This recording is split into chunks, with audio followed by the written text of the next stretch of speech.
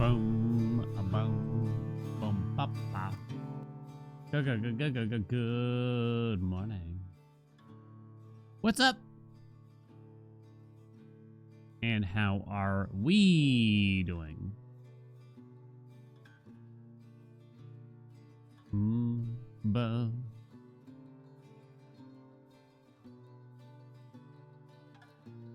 how are we doing? Happy Monday. I hope everyone have a nice weekend. Mine wasn't very eventful, I'm afraid. Was it? Maybe I'll think of things. I guess it was eventful. We had a family get-together to celebrate Tet a little bit. I did have to replace some insulation in the attic. The ice dams, I tell you. So I guess that was eventful? If you can count it. Hot potato. Hot potato. But what's new, everyone? Anything interesting? Your wife's parade is tonight? Parade? Full ass parade? Private play. Does everyone have today off, I hope? Join game, edit rules. Yes. Scared me. Sleepcats, what's up? Thank you so much for the 34 months. Happy Monday. All right. This is a chat game, so I need you all to come play with me. Click the link I have provided. I have my cell phone in case I got a call from father or something weird. You watch it from the office. Potato. What's up, Sleepcats? You don't get a work holiday till May? The fuck? Really? Is that just how they've managed to line up? Like many were on the weekend or something? Oh, hi. Yeah. There's something poking me. What is it? Killing me.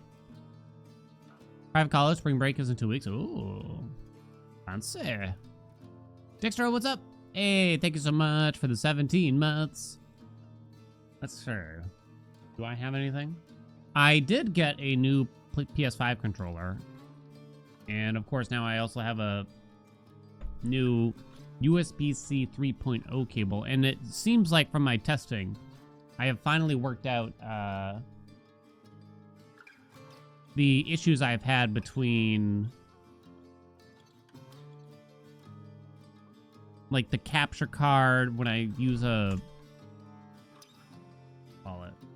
when I want to play like on a console and the webcam acting up. Because like, what was it? Was it like the Elden Ring playthrough from forever ago where like I couldn't even use like the webcam or something? Or maybe it was something else. I can't remember now. Let me give you a bet for this. Join us. Play the word game. Click the link. Will Hale get first place? Yeah, nah. You got 5 contestants. 1 minute, place your bets. Hey, man, what's up? Thank you so much for the 45 months. Hot potato makes your blood pressure go up too much. The trick is to join anonymously. Anonymously. Make sure you click join game or whatever. We're gonna hopefully finish Islets today, and maybe we'll get to start that new Metroidvania God of War. How is it being received? I wonder. Hey, Fluffy, what's up? Thank you so much for the 23 months God of War, Sons of Sparta. Let me see. I see someone saying, David Jaff, I don't know who that is. Blast God of War, Sons of Sparta. What the fuck are they thinking? This is not God of War. Franchise creator trashes side-scrolling spin-off, Sons of Sparta. I mean, as long as it's a good game, I don't really give a shit what kind of... I don't mind spin-offs. As long as it's a good game at the end of the day. Reception. Generally favorable. 75 out of 100 on only 7 reviews, so not many people have played it really yet. I guess we'll see. I guess we'll have to see, right? What's up, Fluffy? What's up, Manwich? Dink, what's up? Thank you so much for the 59 months. All right, let's play. Let's play. Hold on, I'm gonna link it and give you like 10 more seconds to join. Barb scored it a 4 out of 10. It looks kind of meh. Oh, no. I already bought it. And I bought a new PlayStation 5 controller because my other one had stick drift. Damn. And I had to buy a new USB-C cable. Well, we'll find another game if it's not great. Metroidvania is still better than a lot of AAAs. Yeah, I mean, it would suck if it's like pretty mediocre and also like 40 hours long. But if it's like a 10-ish hour game, then I kind of don't mind throwing that. Oh. Oh no, Tal's behind. Coke. Oh no, Coke. Coke. Okay, works. He scared me. Can't imagine it's 40? Probably not. It will be interesting. I don't know. I do kind of... Metroidvanias are kind of... Like, when it comes to the streaming here, I've just kind of chosen for it to be... For those to be something that we tend to explore. Almost no matter how good or bad they're probably gonna be. Oh, Andy's? Andy? Yeah,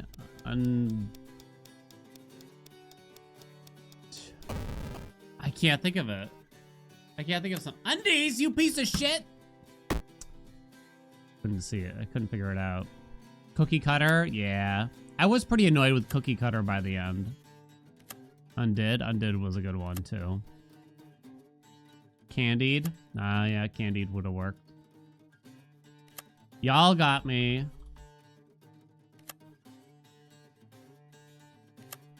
Boop, boop, boop, boop, boop. We've had a lot of Metroidvanias lately.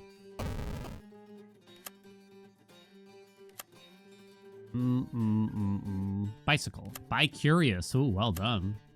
Let. I think Ted should just work unless someone's already used it. That? Ooh, sign. Lard. Bard. Board.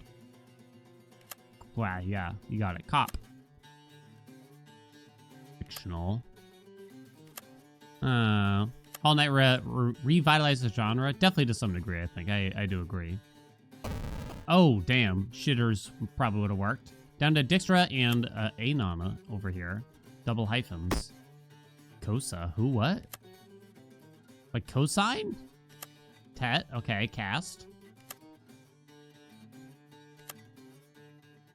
Okay. Fist. Undulate. I don't even know if that would work. Hey, Norts, what's up? Thank you so much for the 28 months. California is no. California does not exist. Celebrating the conclusion of your job hunt. Hey, congratulations, Norts.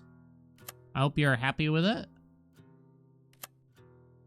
I mean, I haven't talked about this in a long time, but when I was like a teenage, I was like early 20s, actually. But the time where I had no job, like I would talk to family members and they'd be like, must be nice not have to worry about a job, you know, right now. It's just like, this was the most stress. I can look back. I thought this at the time, but I guess I didn't really know it. But I can look back and say that was probably the most stressful time in my life, was having no income, no job, and very, very little to no prospects as well. So it was quite, I was more than happy to get out of that, honestly. Ah! Congrats, double hyphen.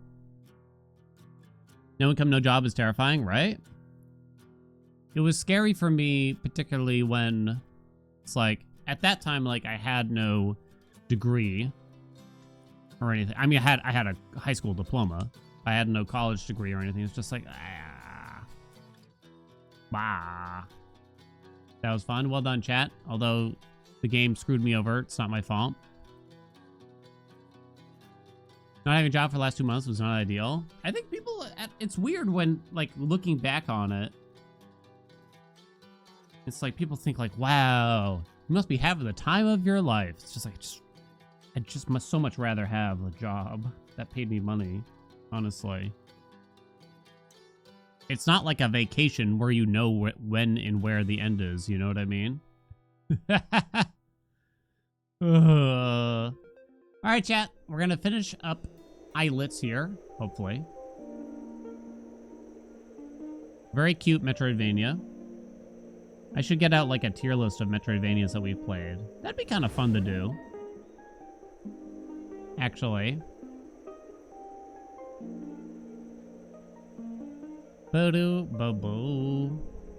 Yeah, as long as it means you get monies in exchange, right? Oh, we're 64% of the way, it says already. That's not bad. Yeah, we played quite a few. Constance was a mild letdown. It certainly wasn't bad, but it was a mild letdown.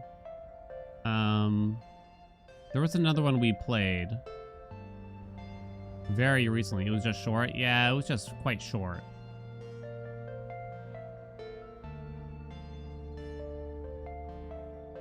What was the other one we played recently, squad? Does anyone remember? What's up, Potato? What's up, Arath? What's up, Doys? What's up, Brianish? Chris? Colors? Link? What's up, Slop? What is this cute game? We Are Mouse, I think. Oh, Mio. Check. You forgot about Mio? I kind of... Oh, okay. They fixed it. Kind of surprised. I thought I was going to have to Alt F4. That was going to be a quick break. Mio. Yeah, Mio. I think Mio is definitely one of the better ones in memory. It's too bad it was kind of held back by just a few decisions, I think. So this is blocked off, huh? You know what I mean? What's up, Dingus? Like a top tier? I didn't like it as much as everyone else did, it seemed. I wouldn't say my memory of it is fond, like, at all. Or I have the cloud thing now, don't forget.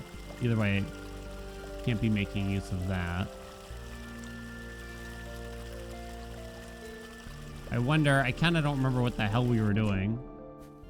This has been a great game to kind of like, it's borderline a just chatting stream because we don't have to pay that much attention until there's like a boss fight. That is actually nice to have sometimes. It felt mid. It did look awesome, but yeah. I think it was... My feelings about it got way higher when we got to the true ending. However, it was a pain in the ass to get there.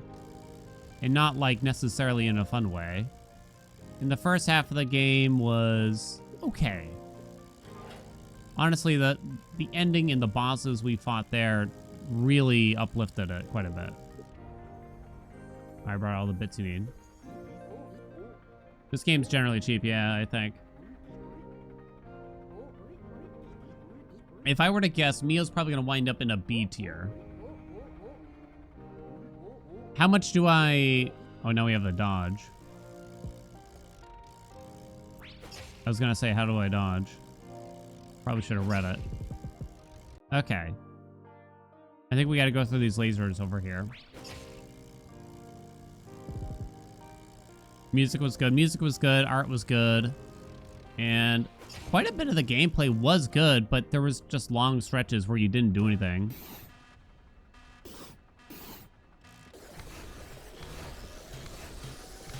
The exploration was almost like too slow paced. Like they gave you all these movement related things, but then like it's almost like you weren't allowed. Holy shit. Oh my god. They didn't give you enough opportunities. What's that say? Exterminate? They didn't really give you enough opportunities to use the movement that they provided. Okay. Okay. Okay. Okay. Jesus Christ.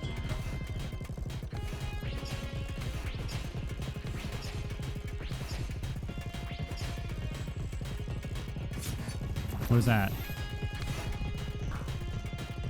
What? Oh, I didn't see that part. Oh, no, no, no, no, no, no. Survive.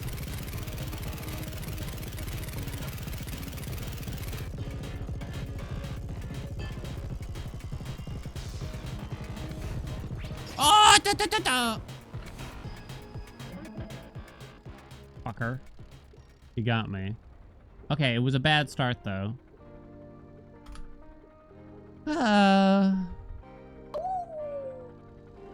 what's up? Hey, thank you so much for the 34 months. I beat this boss this try. Place your bets, chat. Place your bets. It's basically just chatting game. Don't start. You'd be in deep shit. It was until I found the boss, basically. Cookie Cutter is going to wind up kind of low in the tier list if I were to guess. I was quite annoyed with it. It's not F tier, if I even have an F tier, but it's probably like D tier or something. I don't know if I've really played anything that's like totally F tier. There was the Salt and Sanctuary sequel. Once again, it's probably not like F tier or anything like that. Done with Mugenics and what I think of in the end. Like, the gameplay is cool, but I'm just not interested in the super cringe themes and everything. It's like, it was so bad that it's just like, it's kind of just ruined my potential enjoyment of the game at this point. Oh, you piece of shit. Why is your first move got to be like the worst one?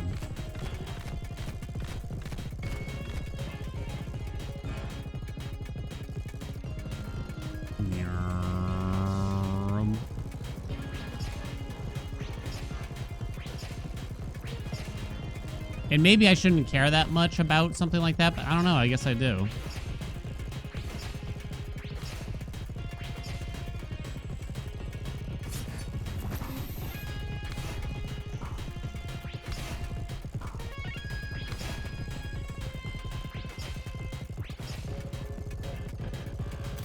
Oh, Jesus Christ.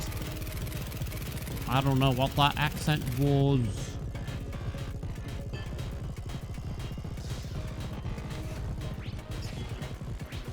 I didn't think a game could be... Oh, Jesus, man, that was hard, actually hard. Like, so... Like, it's, like, not even funny. Like, it tries, but it's just not. And I can't appreciate it. Honestly, like, at all.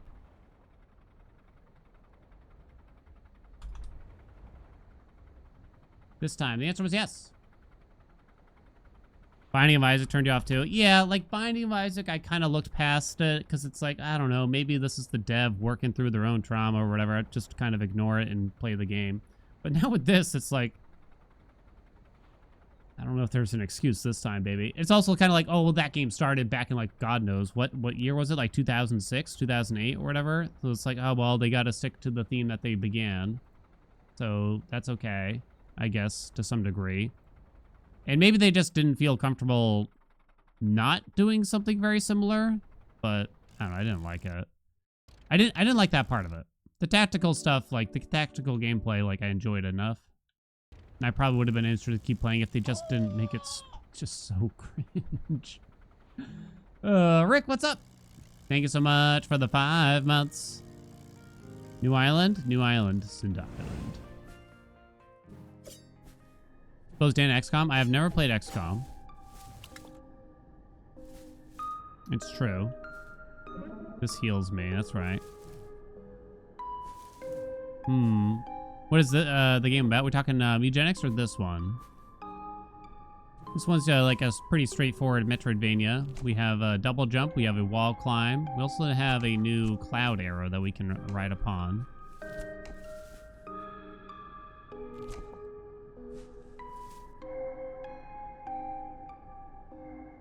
Is this a hint towards something? I can't tell what. I mean, there's plenty of people playing Mugenics, so if that's the kind of thing you want to watch or play yourself, then there's plenty of opportunities for it. I don't think it's like to the point where I would shame people for liking the game or anything. Gatherer. Do. Seems to be a puzzle.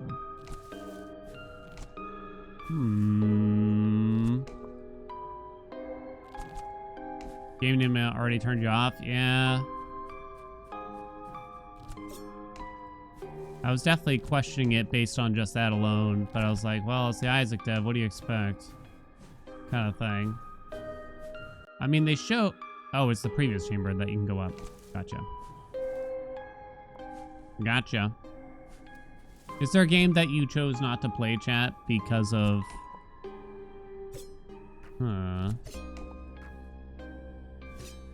the theming, I guess? Or something like that? Even when it was announced back in like 20 whatever, I was like, eyebrow raise. Didn't have much interest. Isaac. Persona. Honey Pop. Nice try. Cinder Island. Can't go up from here.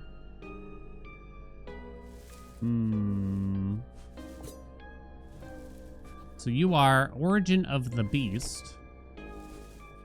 Can't read your sign, but if you go down here... That mask thing kind of looks familiar, but I can't remember for sure.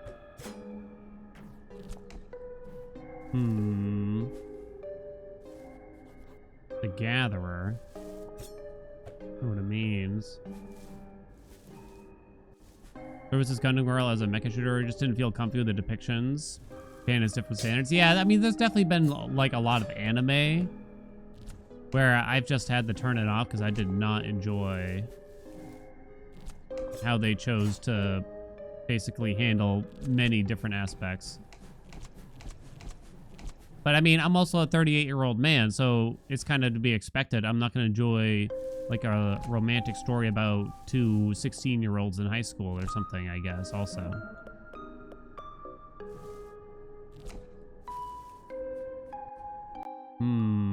What's up, Webs? Well, I guess...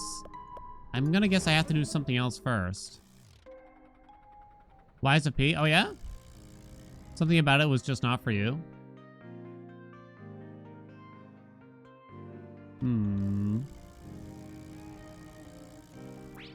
Is this faster to go like this? Wait, what's this about? Anything? No, nothing, I guess. I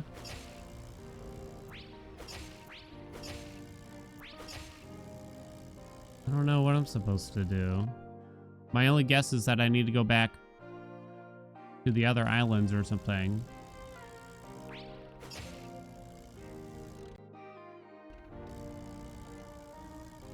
Maybe we'll go back to this one. Go left, down, down.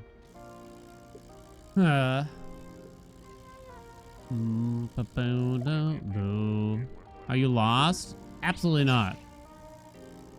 You were surprised how much you liked Liza P?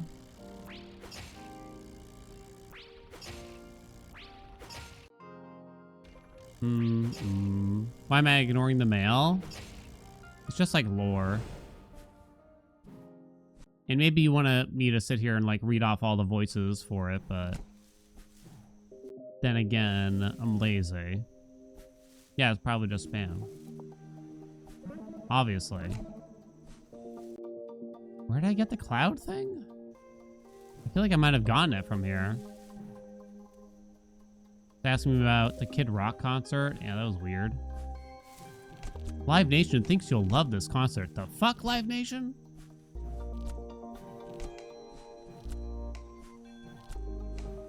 Aha!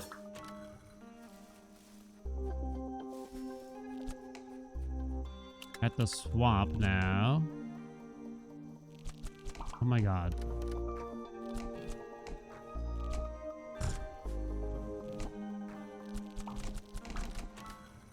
Maybe I just needed to do a cloud and whack them all, but the arrow felt more right to me.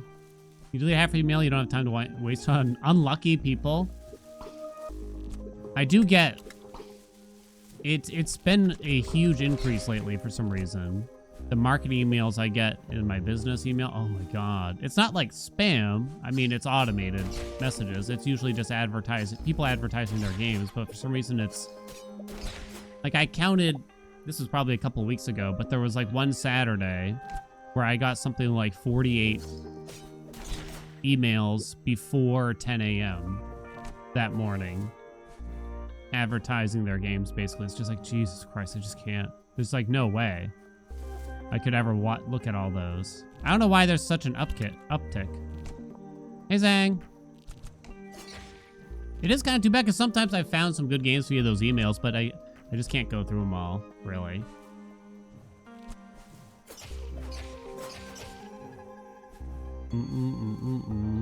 Okay, this just took me back.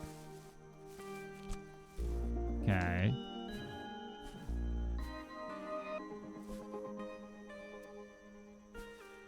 I mean, I guess it's like, it's probably a good thing I get so many in some ways, right? Because, oh, friend. It's always something I can look at to see if, you know, there's any cool new games, you know, they sent me a key to or just told me about or something like that. So I'd rather have like too many than too few, maybe? But it is hard to sort through them all. Look at all this beautiful garbage. And to think that the Island Council wants to clean this all up. Such a shame. Well, I can tell you right now. In my business account, I have 4,570 unread emails. I gave up a long time ago.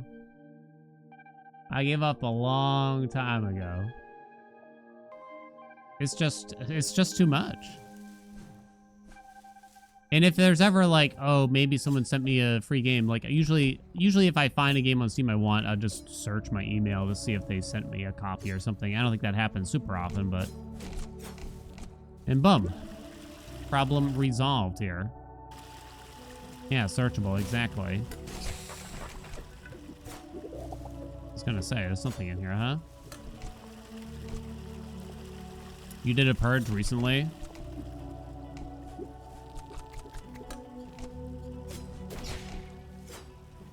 I think there was a part of me that used to hate this concept of, oh, you can't go down there. I thought you could. That hates having like something so quote unquote unorganized like that, but it's just not realistic, really. It's not like the real mail, because I'll make sure the real mail gets in the house and processed like constantly. And I'm very anal about that, whereas wife is like, it's fine, leave it till later. I'm like, no. What if someone sent us a Christmas card? It's February.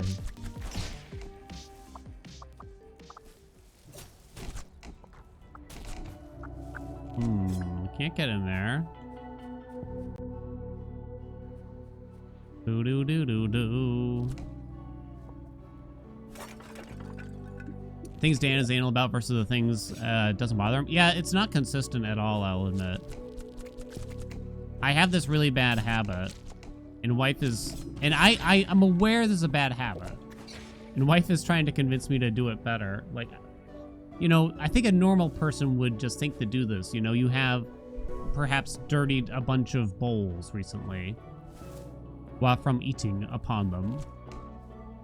So what do? You should probably quickly rinse and stack the bowls in the sink, right? It's like, I hate the concept of stacking the bowls in the sink, because then that gets the bottom of the bowls dirty, and I feel like I then have to wash the bottom of the bowls instead of just the innards of the bowls.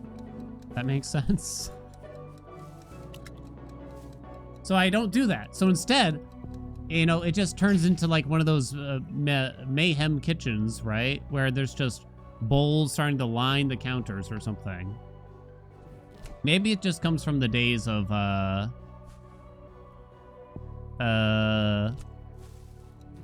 when I didn't have like a dishwasher or something like that. I don't know. I'm honestly not even sure. So, you know, if I dirty the bottom of the bowl, I'd have to hand wash it, but that should be well over by now. Double jumping shoots more projectiles downward. Sure. I don't know why. I just can't put my mind to stacking the bowls. Put the dirty bowls on the counter. Well, the sink ran out of space because there's too many things in the bottom of the sink. So they're just sitting next to the sink instead, as you do. What's the problem? What's up, pal? I'd rather have no counter space. I mean, something like that. Look, I'm trying my best. We all have our own flaws. Andy has a lot of flaws.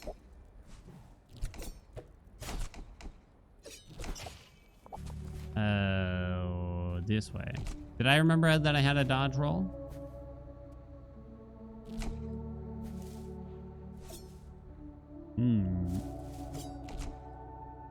I have to point this out to wife constantly, but she's very, very, very anal about shoes touching our floor. All shoes are dirty. All shoes are disgusting. They could have touched anything, even a Band-Aid. This is legitimately one of our arguments. And I understand, like, 100% as a society, we should all be taking off our shoes instead of stamping them around our whole house. But, you know, if, say, a worker comes in who has to wear steel-toed boots probably for their job and everything, like, I'm not going to expect them to take their shoes off. And if they're just, you know, like, quickly doing something, I don't know.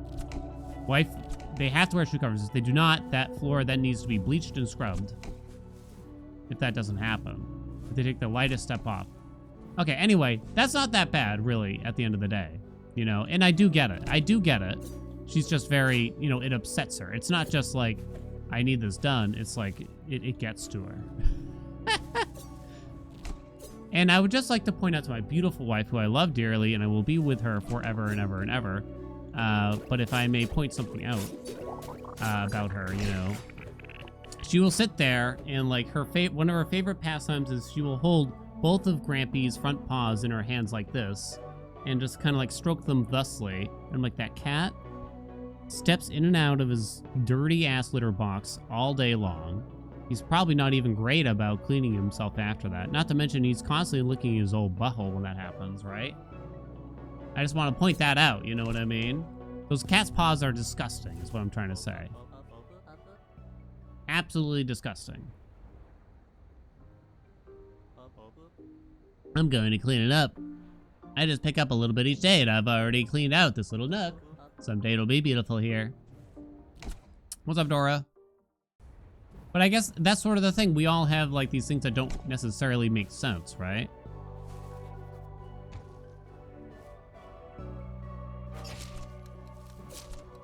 Okay.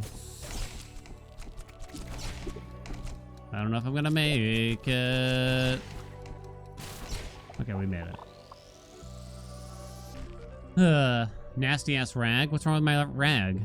Releases a larger blast when you're hit. Increases the arrow fire rate. Enemies drop more currency. There's nothing wrong with my rag. It's been misplaced though now. Best Kronos. Sorry, I was kind of running around and everything. I think Rick from 14 minutes ago. I don't remember. Rick, thank you so much for the 5 months. Zastra, what's up? Welcome back. Thank you so much for the 9 months.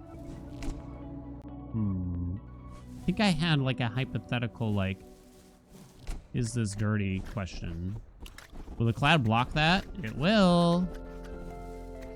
I don't know if I can remember it, though, off the top of me noodle. Oh, you can crack that.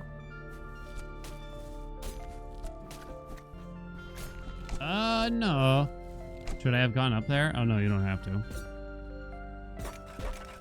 You get $1 billion, but you have to wipe your face with Dan's rag? Oh, you'd do it. You'd touch that rag so good. Oh, my receipts. There's nothing wrong with my receipts. Now it's just for fun, honestly. Next thing you're gonna tell me my collection of 300 Belveda boxes isn't normal. And I won't listen to it. Not one bit. I'm a hoarder. It's not true. It's not true. It can't be that bad. Which one? The receipts or the Belveda boxes? I tried swapping over to oatmeal recently. Oh, Jesus Christ. Don't die. Okay, hold on. And I gotta say, so far, I kind of hate it.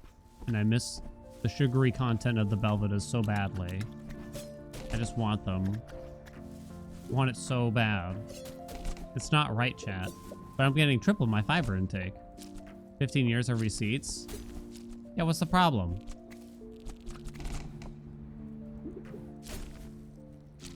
Y'all are acting like this has taken up an entire room in the house or something like that. It's like one stack in a drawer in the kitchen out of several drawers, out of several kitchens, you know, when you're making 8K a day.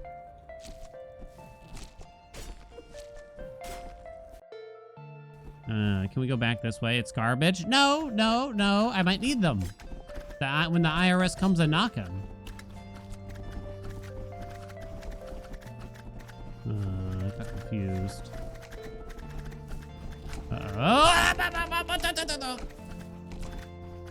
May have had a little freak out. Can I have a savey station here, maybe? Oh my god. Okay.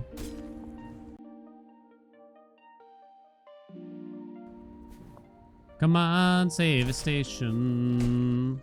I should pull out some of the receipts, and I'll show y'all what it's all about. Please tell me this heals me.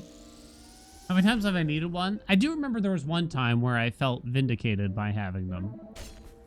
But I couldn't tell you what it actually was about at this point. It's been too long. Vindicated. Aha. Lovely.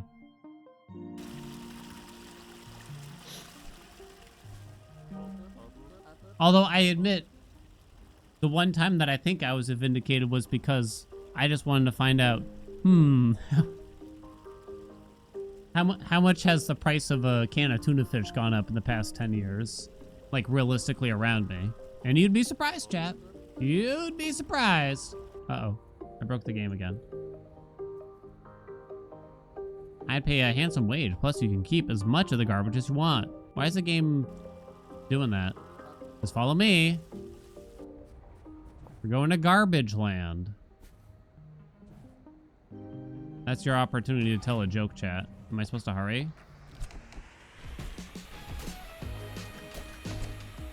Quick. Oh, no. Oh, my stars. Oh, you biscuit.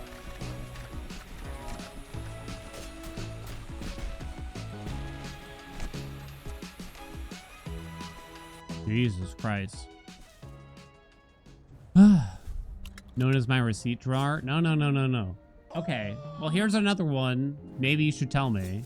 Because I now officially have in my collection, I had to count them. I now have 7 broken controllers. They're all broken from different ways. And I do still have them all in a bin in my office, as you do.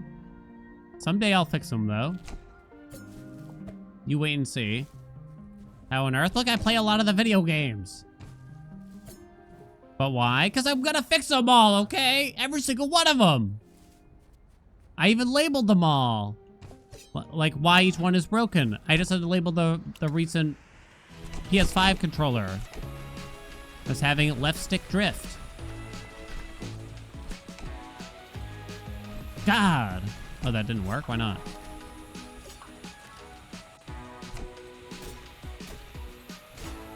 I bet there's a secret here. Oh god, I don't have time. Run away. Almost. But an 8-bit do is $20. 8-bit do sucks. I have 2 broken. Two of those 7 controllers are 8-bit do's, and they stink. Now the garbage is gone, there is so much extra room to store new garbage. So many possibilities. You must be expecting that big paycheck, I promise. Well, wait, no more. Here you go. You gave me $3. Hey, you wait and see. I'm gonna fix them. Remember, Noah, I had that stream where I was gonna fix them, but then I made some mistakes. I don't even remember what happened now. And then I crashed out. Yeah, I may have had a meltdown. What was it? Oh, I was trying to make a Frankenstein controller by taking 2 broken ones and swapping the parts. And so we were doing it on stream for some reason. And I started to swap. I busted them on both open, started swapping, started like taking them apart and everything. And then I realized they were different controllers. But they looked similar though. You know? They looked similar though. Alright, we have now added a new doodad here. How about this crash out? I probably just hit end stream, honestly. Can't remember now, though.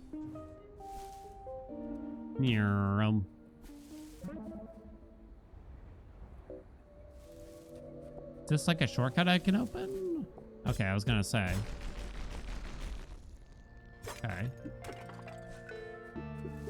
This map is huge. Oh, yeah. I'm gonna fix them all.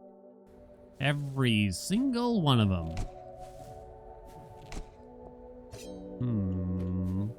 What if I'm gonna need that part? You know what I mean? Wife looks at my box of cables and she's like, you have 6 of these cables, and she doesn't really know the names of them. Like, they're all identical. Why do you need 6 of them? It's like, I don't know why, but it's gonna happen. I'm gonna need exactly 6. You wait and see. You know what I mean? You wait and see. This is like the nerd equivalent of storing pieces of lumber in the garage for various reasons. You know? Although I admit, it's frustrating when it's like, I keep all these cables, and then the one cable I actually need doesn't exist in my goddamn bin.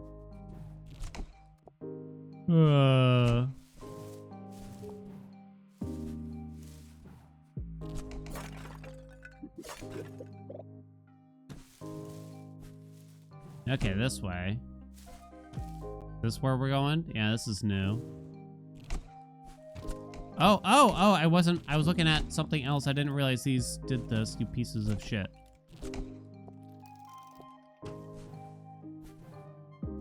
Lumber cost? Well, what about the cable costs? Look at the cable cost now.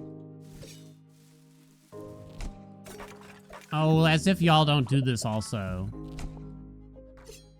I bet you do, to some degree.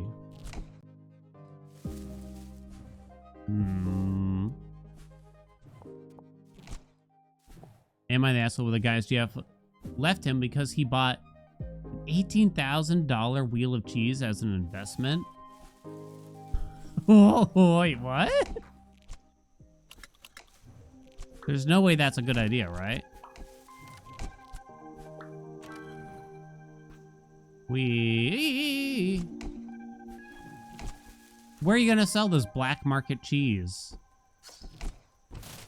I mean, unless you have like a restaurant, there's no way this is the right way to do things, right? $18,000 for cheese. Some of those like Parmesan wheels or whatever are pretty insane. But the idea is you use it to make food in like a restaurant. I don't know if it just ages into being worth more money, you know, it's not goddamn stock. You found it? Okay, hold on. Do I have to read this? Is it possible I did already read this?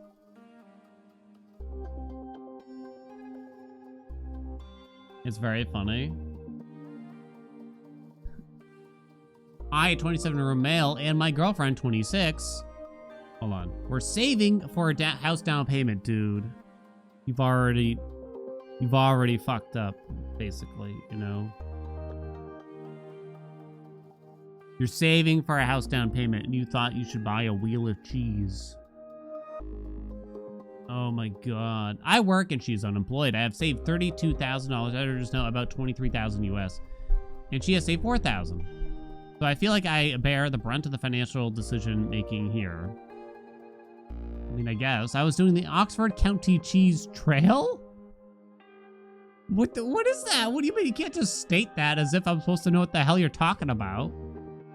And found a vault release. They were selling a 140-pound wheel of 21-year-old cheddar. It was aged using a traditional... No one cares how the cheese was made, dude. You don't gotta... Why are you trying to sell the cheese to us already? It was aged using a traditional cloth-bound method that's practically extinct here in Canada. And with over 21 years, it's extremely concentrated. 21-year-old cheddar often sells for $120 a pound. Editors note that's almost $90 USD. The farm was selling the entire wheel for $18,500. If I cut it into 200-gram wedges and sell that for $60 each, I can make $38,000. How are you gonna sell? Okay. I gotta get the calculator out immediately. So this guy has no storefront. He has no restaurant, I am assuming. I mean, I'll have to read this, right? I'm trying to figure out the portion here. 38,000. So he needs 633 customers, is that correct? Or is it 38,000 in profit? I can't tell. I bought the cheese wheel and brought it home in a truck. That is such an insane decision to just make willy-nilly while at the What the fuck? The Oxford County Cheese Trail to just spend... Oh my god, more than half of the money you've saved in your entire life. Oh my god, sorry, I keep hitting the microphone. When I rolled it into our apartment... He had to roll it. Wait, he had to roll it. When I rolled it into our apartment at first, she was excited. When I started explaining the financials in the investment potential, she turned sour. She didn't yell, but expressed she wasn't happy about how I spent my share of our house savings. She was now staying with her parents. I think she's overreacting because she doesn't understand the Canadian housing market. Our savings is not enough for a down payment without a ridiculous mortgage, and we need to take these opportunities. Am I overreacting? Or am I the only one with ambition in our relationship?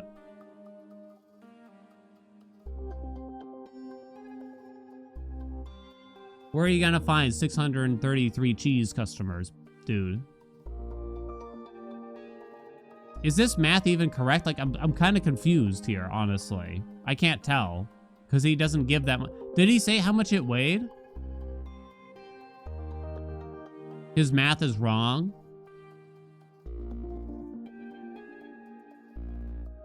Often sells for $120 a pound. It's 100. Oh, there it is. Yeah, you're right. 140 pounds. How many grams are in a pound? How many grams in a pound? 1 pound equals 453 grams. So 140 times 453. You get 63,000 grams in this. And you times that by the $60. Something doesn't add up here, because apparently that's $3.8 million. Wait, hold on. Did I mess up? Oh, 200 gram wedges. It's 200 gram wedges. Okay. Gotcha. Okay, so hold on. 140 times 453 divided by 200, then times that by 60 equals 19,000. Wait a minute. So this dude is hoping to make... He paid $18,500, and because of his fucked up math, he's hoping to get 633 customers to sell his cheese for and make about $500 in profit, if I understand correctly. $1,000? Or am I still missing something? Or is he talking about profiting? I can't tell still. Well, he says it's 140 pounds, and he's going to sell it for 200 gram wedges at $60 each. So this should be how much money you get back for the whole cheese wheel, if I understand correctly. So I don't know what... either I'm messing up or either way. Okay. Even if his math was correct, he was hoping to literally double his money. Trying to find 633 people to buy your off-brand black market cheese is just an impossible feat, really. You got to think about also, that's a lot of packaging that you're going to have to spend money on. Marketing, the time and investment, it's wild. It gets better. There's more? Hold on, there's more. Bud, okay. Has OOP been able to slice and taste the juice yet? I haven't figured out how to open it yet. It's covered in thick wax. It looks like a cannonball. I have tried using a hairdryer and a knife, but I can't get into it. Oh, no. Wait, I thought at least he knew I don't know shit about cheese. But I figured since he was spending $18,000 on cheese that he would know something about cheese. But you have no plan, you have no buyers, you are bad at math, you aren't in the restaurant industry, you're not connected to unload it while it's still good, it's perishable as soon as you break into it. You've also said another comment that you're trying to melt the wax, which will absolutely ruin it. You're fumbling around in the dark, you made a bad call, like a seriously bad one. The cheese is no longer perishable. After 21 years, all the moisture that would cause it to go bad has been replaced by calcium lactate crystals.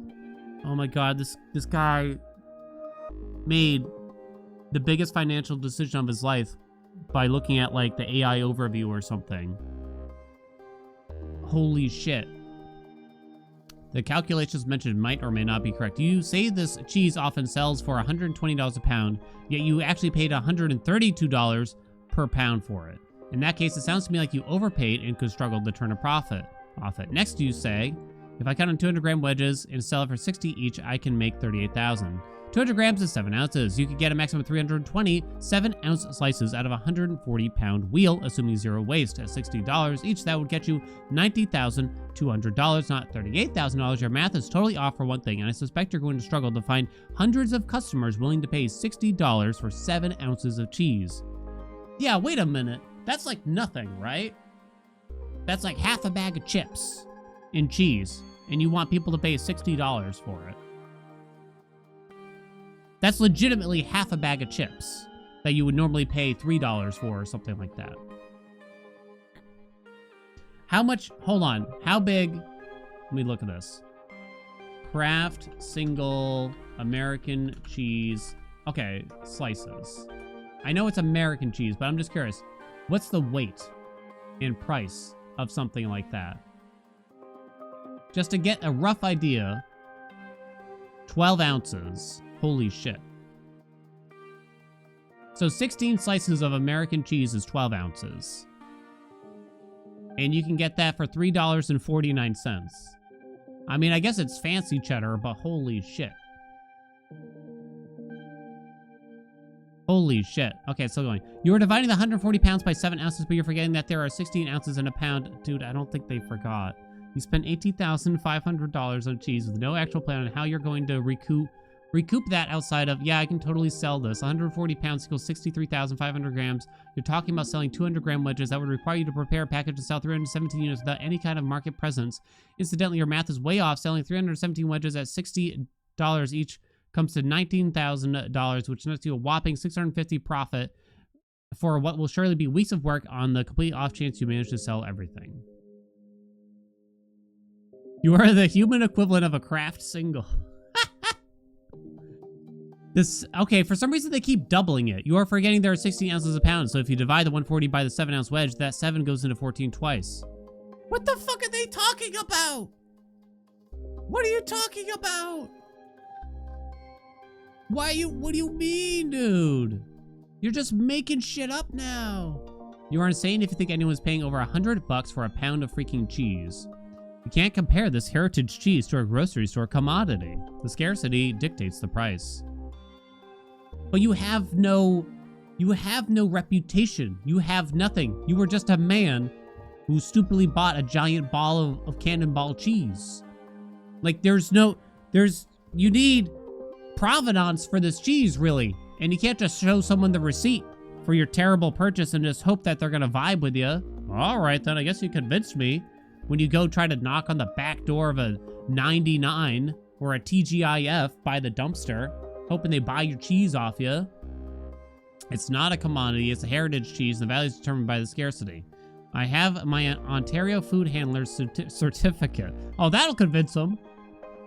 How in the hell are you going to find enough buyers for this niche cheese?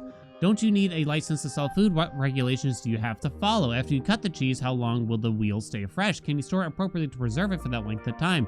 Even a supermarket would have a hard time going through an entire wheel of niche, super expensive cheese. I don't think you thought this through enough for it to be a good idea. You would probably be lucky to recover the amount you paid to begin with. You are probably going to be skirting the law to sell it, unless you are already licensed to do so. Your girlfriend is essentially moving out because of this. It seems extreme, but to be fair, this seems like you really didn't think things through.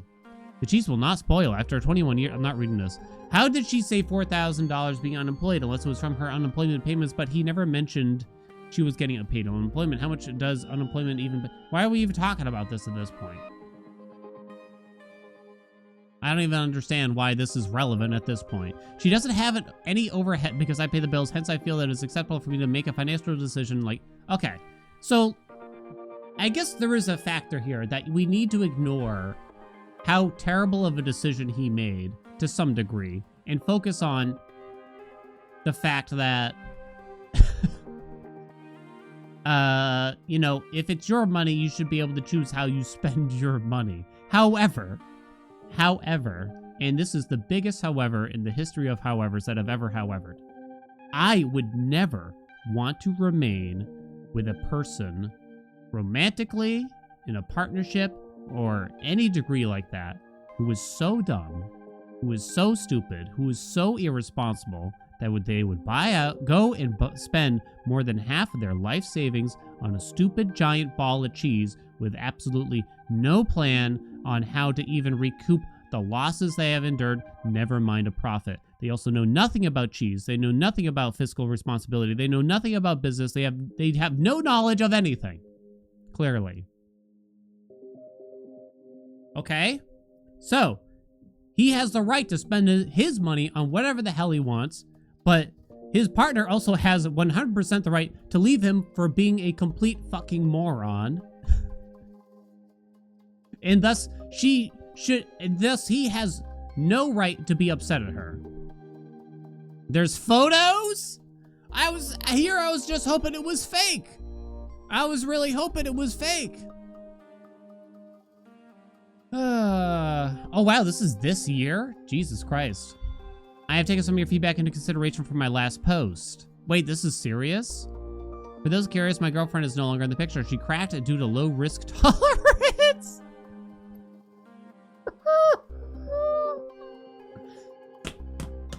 She cracked due to low risk tolerance. Are you kidding me, dude? This is the kind of guy, as soon as he bought this wheel of cheese, before he even left the parking lot, he changed his career title to entrepreneur on LinkedIn because he bought a giant ball of cheese. 100%. 100%. I initially tried to return the wheel to the distributor to recoup some capital, thinking they'd have some pity. They were actually considering it until they came out to look at it in my truck. Apparently, the minor heat damage I caused to the paraffin wax while trying to open last week compromised the wheel, which was already non-refundable in the first place. Since I'm now stuck with 140 pounds, 30,000. Oh my God, he's not letting it go. He is not, dude, how are you not? So many people told you your math is wrong, bro. Why is this so difficult? I had to pivot to asset protection and keep what I still have.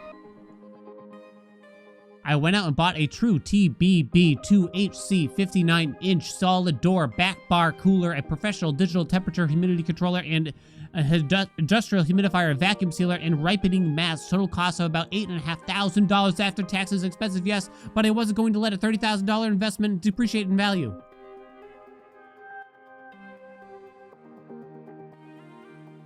He's doubling down. He's doubling down.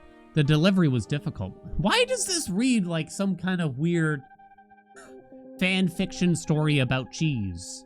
The delivery was difficult. My apartment door is narrow, so I had to take the door entirely off the hinges and shimmy the cooler into the living room. I had maybe a millimeter of clearance between the frame and the unit. Why do you think we give a shit? Why do you think we give a shit? I was exhausted and excited, so I started researching installation on my phone before putting my front door back on. That's when my landlord walked in. Gasp! Apparently he believes my door being off the hinges somehow removes my reasonable right to privacy. We already have a strained relationship because of my own use of the unit. He still holds a grudge because I was doing some light metal fabrication with the consumer plasma cutter in my kitchen a few months ago. What the fuck are you doing with a plasma cutter? What do you mean? What are you talking about? He was doing some light metal fabrication in his rented apartment? What do you mean? He saw the cooler, the vacuum sealer, and the wheel of heritage cheese and started crying about commercial operations and fire hazards. Okay, I told him very clearly, the cheese is for personal consumption. There is nothing in my lease that limits how much dairy a tenant can own. Well, here's the thing you might say, hey, you shouldn't lie to your landlord. I don't think he is lying because that cheese was 100% going to purely be for personal consumption because there is no way he sells even 10 grams of that fucking cheese at this point in time. There is 0% chance of that cheese being sold to anybody at this junction already. The next morning, I found an eviction notice in my mailbox. Oh my God, it's made up. It's 100% made up. It's riddled with spelling errors as if written in a haste. I'm already preparing my defense for the landlord-tenant board. Am I overreacting? What do you mean? What do you mean, dude? Overreacting to what? Dude, you are underreacting. You should be getting your life together right about now. Who are you overreacting to? You're overreacting. I don't even understand. Please also bear in mind that I have sold 0 cheese, so I feel like this is a premature action. So, do you think that landlord is overreacting? Well, guess what? It's not about them. Picture of the cheese wheel in eviction form. Okay, hold on. I have to pull this up. Is this supposedly the wheel of cheese? Is this real? No fucking way this is real. There's no fucking way. Why is it covered in duct tape? Bro. They even put their username. Ew. So they tried to melt the wax, and then when it didn't work out, they sealed it. 18,400 Canadian. It says, you bought January 28th. No returns or exchanges. I don't know what the fuck this is. What am I looking at here? Oh, dude. What are you thinking? And then a very vague notice to end your tenancy. I refuse to believe this is real still. I just refuse. Nice AI overview. Oh, I missed it. Hold on. Oh, wait, did they really use the AI overview as something? Oh, you're right. Holy shit, I predicted it. This is the AI overview. No fucking way. This dude just made the biggest decision of his life based on a quick AI overview search. They're out of their mind. Oh my god. I can't. 3 paragraphs explains the measures of the cheese wheel. A 140-pound, 20-year-old cheddar wheel would be very large, dense, and compact. I can't read this anymore. I'm gonna lose my mind.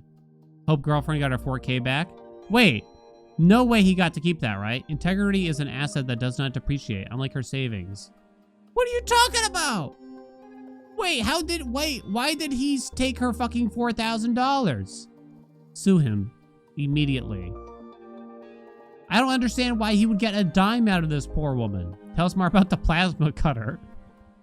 It plugs into a 120-volt wall socket, and I can cut 3/8 of an inch thick steel extremely cleanly.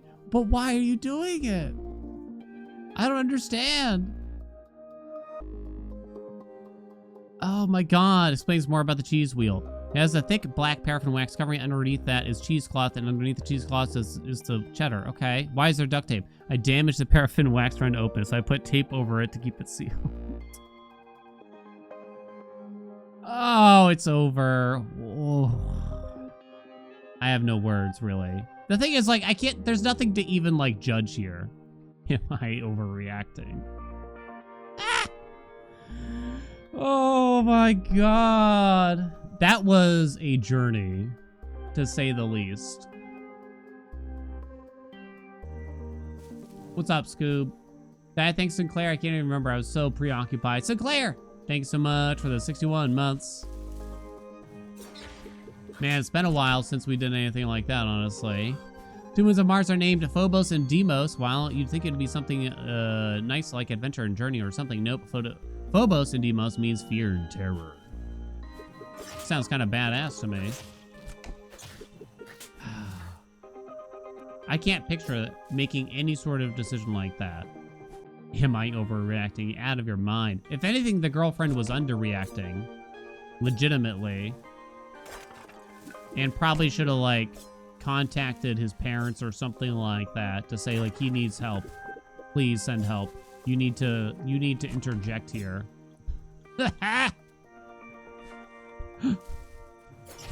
That is wild shit.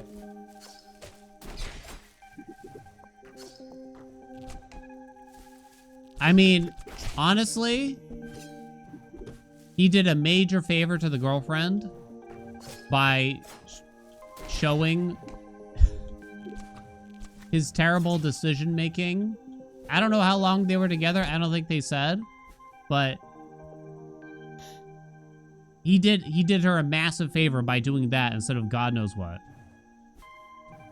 He can do that 2 years in a row for that amount and instantly make like 6K quote unquote profit. What the hell, game? Keeps freezing. Totally cheesed out on the relationship. Spending that much money without even consulting your partner. I assume they were living together. And there's always like some kind of argument here. But once you live with someone, I do believe like your large financial purchases should be discussed like that. And what's large is going to be subjective depending on so many factors, right? Once you choose to live together, okay, what's going on? Colors, it's broken. They didn't leave things on Gouda terms. I don't relive this story. Ugh. Yeah, I gotta restart. It says game saved. Let me restart the game.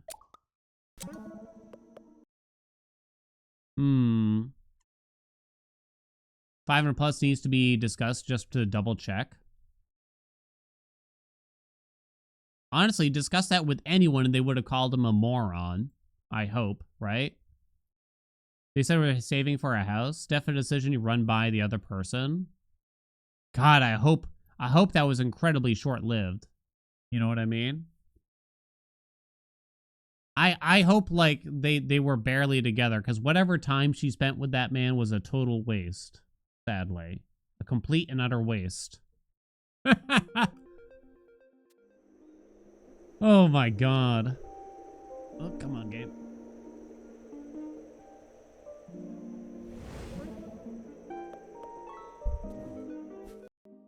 I can't even fathom that. Okay, I know where we are. This is actually where we came from.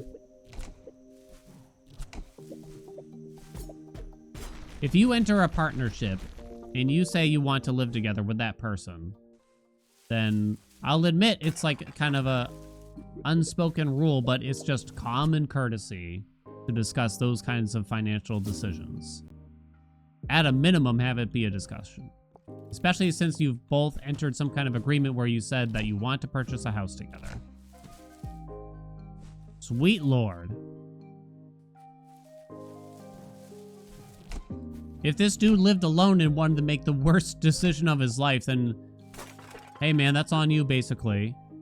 To make a funny Reddit post. Because it almost feels like that was the ordained purpose of it, then so be it.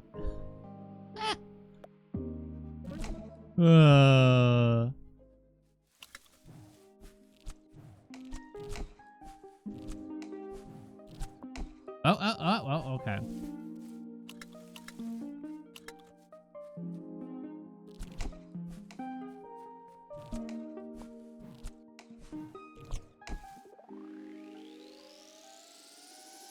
I just can't imagine that, you know, leave out the spouse or the partner.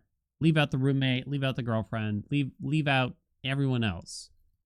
When I was buying my office chair, which I think cost me $400, right? I spent like 3 weeks thinking about it.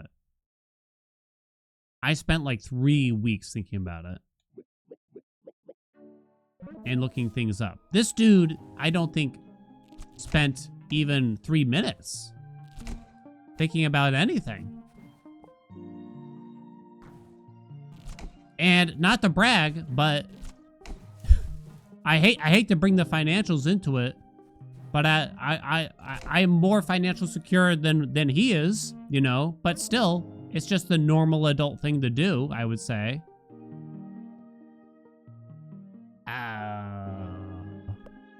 Wait a minute. Oh, okay, go up.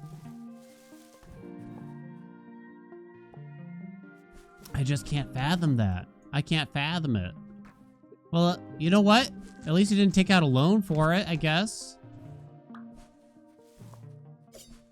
You know what? I'll give him some credit there. At least he didn't take a loan out. for the goddamn cheese wheel. I mean, I don't know what bank would have been like, sure, bud, here you go. But I guess there is that. Oh, man. The cheese industry thanks you for the donation, maybe. Oh, man, that's just so crazy. Please tell me it's not real, chat.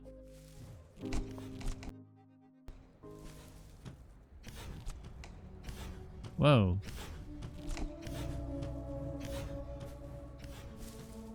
Oh, man. I'm just thinking, if you wanted to purchase something in the hope of reselling it for a profit by repackaging it, you know, buy something in bulk and resell it. There's so many things you could do, right? There's honestly like countless things you could do. Why did he do cheese? Why would he do cheese? Something perishable, like a luxury food item that is highly perishable. What was he on? Game's still borked. I wonder what's going on. Oh, okay, that didn't work.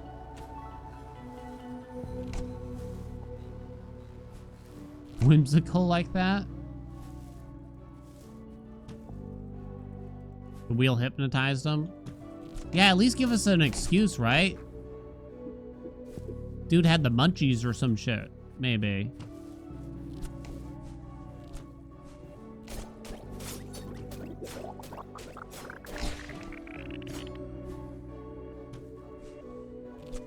Honestly, you'd make more money more easily if you went to the supermarket and you bought those boxes that contained like 36 super small bags of like Doritos and Lay's chips. You know what I mean?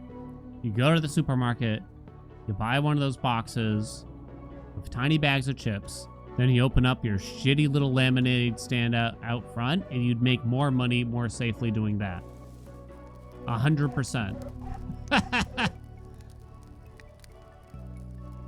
It was built to compact all the garbage in this pit, but something went horribly wrong. Now it searches these depths for small creatures to smash. Just be careful.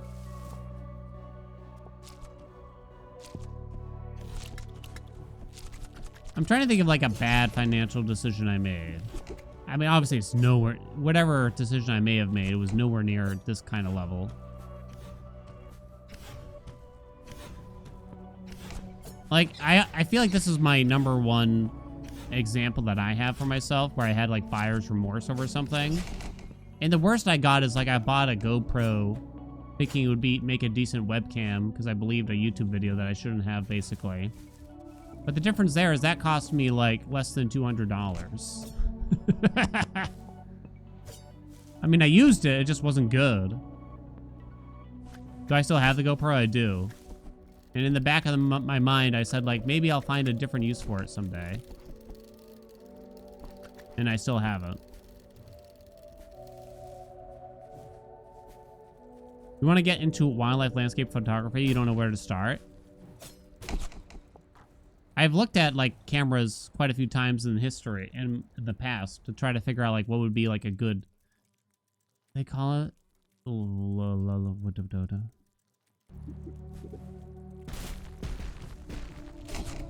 crap. One of the fancy cameras. Not lens. Something mirrorless? Like a mirrorless camera or something like that. Maybe. The roof stopped leaking? Yeah. What's going on with the game? I don't know. It just started randomly lagging and I have no idea why. Stopping at moments.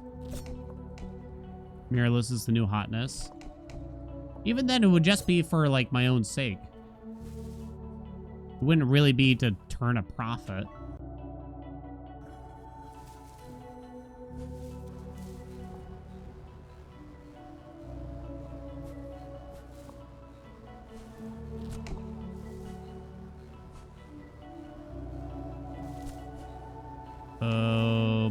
Okay. It's fine. I have low risk tolerance. Oh, I see. They want me to roll through this probably, which I may have forgotten that I had.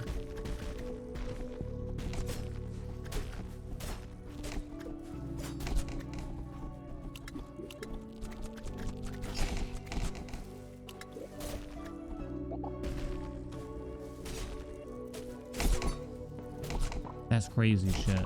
I'm still thinking about it. Because it's like, I'm very mad at this person, and they're dumb, and they're cruel, and so many adjectives here. But I can't help but feel the need, like, dude, please just sit down with someone. Let me sit down with you, and just please believe the words that we're gonna tell you right now. Please, honey, I beg of thee.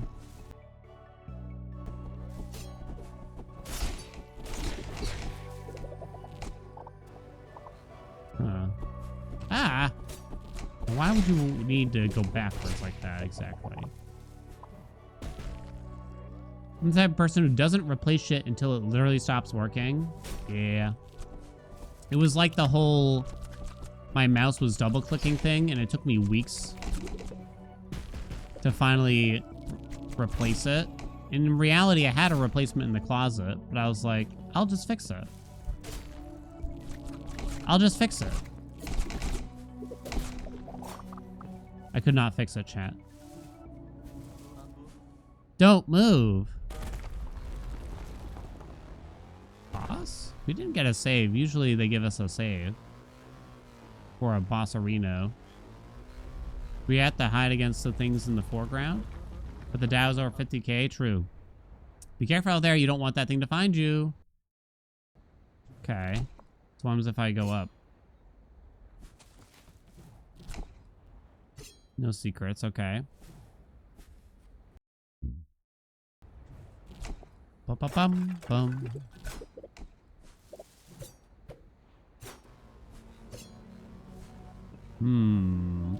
This kind of reminds me of a good financial decision wife and I made, and I haven't told this story in a while. Was when we wanted to remodel our basement, or what they call finish our basement. Which means that the basement was just, you know, a bare concrete basement. Didn't have proper walls, you know, and rooms and things of that nature. So mostly could only be used for storage.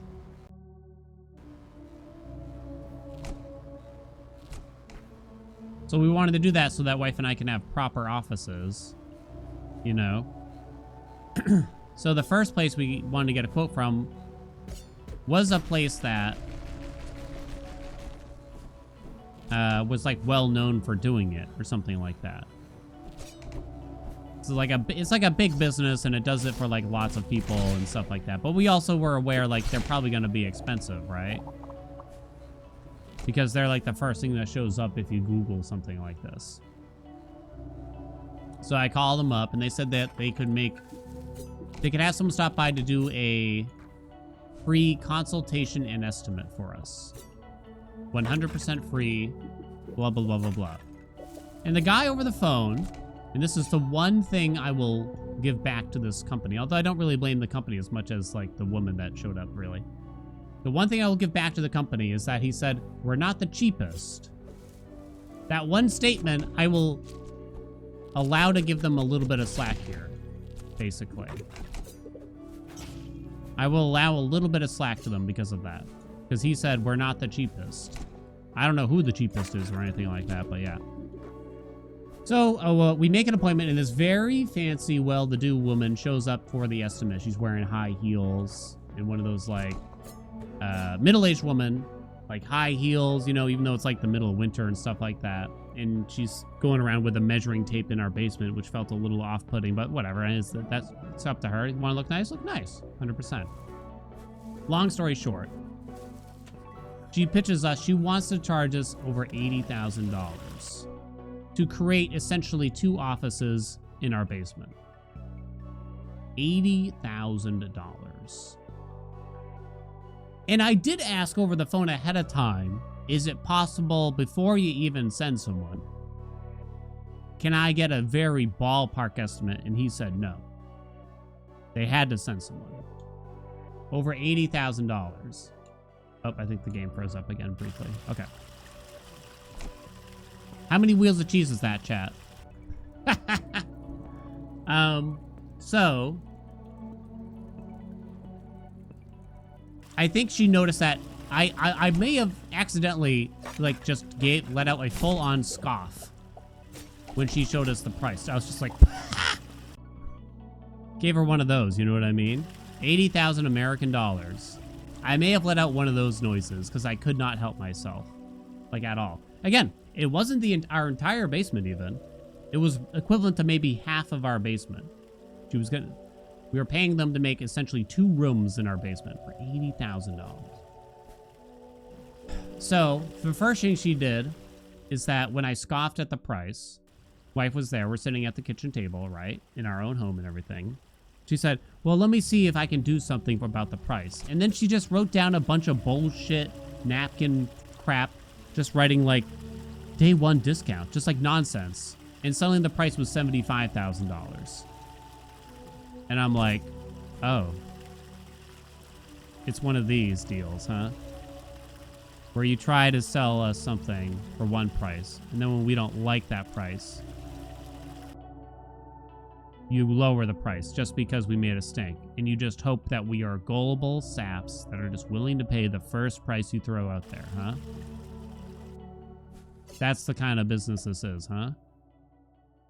Like, I know a lot of places do that, but it was quite disappointing. So as soon as that happened, I knew there was no way I was going to be, that we were going to be going through this purchase. Of course I did. Wife was right there and she had very similar thoughts going through her head, but we weren't able to discuss it because the woman's right there. But I told her, like, it's more money than, by far, more money than we were willing to spend. And I immediately started going into like, this is something we're going to have to think about. And then she sat there, she put on some terrible video that she had on her iPad that had some, you know, no offense, because I'm a D-list celebrity if I'm even that, right? But she had some video of like a B-list celebrity. It might have been like Tanya Harding or something like that, talking about their basement system or some shit. And just walking through a boy's basement and pointing things out. And so the first thing that happened is Tanya Harding came on screen, and I don't recognize Tanya Harding in what year was this? 2024 or something like that. And the woman's just like, do you know who that? Oh, do you recognize her? You know who she is? And wife and I both just kind of go,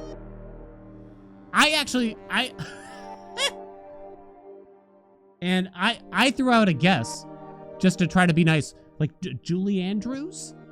And she's like, oh, it's Tanya Harding. I'm like, oh yeah. Mm-hmm. So I had to sit there and watch this cringe video, basically, of this one of Tanya Harding talking about basements for no purpose, really, just talking about basements. And then after this 15-minute long video ended, the woman's just like, so what do you think now? I'm like, what? What do you mean? Did she think that Tanya Harding was gonna sell me? I was very confused at this point. And I'm like, I'm sorry, but like, I didn't straight up say no because I didn't want to be rude. So I was trying to be polite, but I was also trying to get this woman out of the house at this point. It's just like, oh, we can't make a decision like this right now. And then she got pissed. She was mad, legitimately angry at us for this now. Not for saying no, but because we weren't deciding right then and there to spend $75,000 on a finished basement. Admittedly, we were interested. So she started going off like, well, these appointments are expensive to schedule. This is a lot of time with a professional that you have to spend. And this price isn't going to last. You know, like, we can't honor this price as soon as I leave here. And I'm like,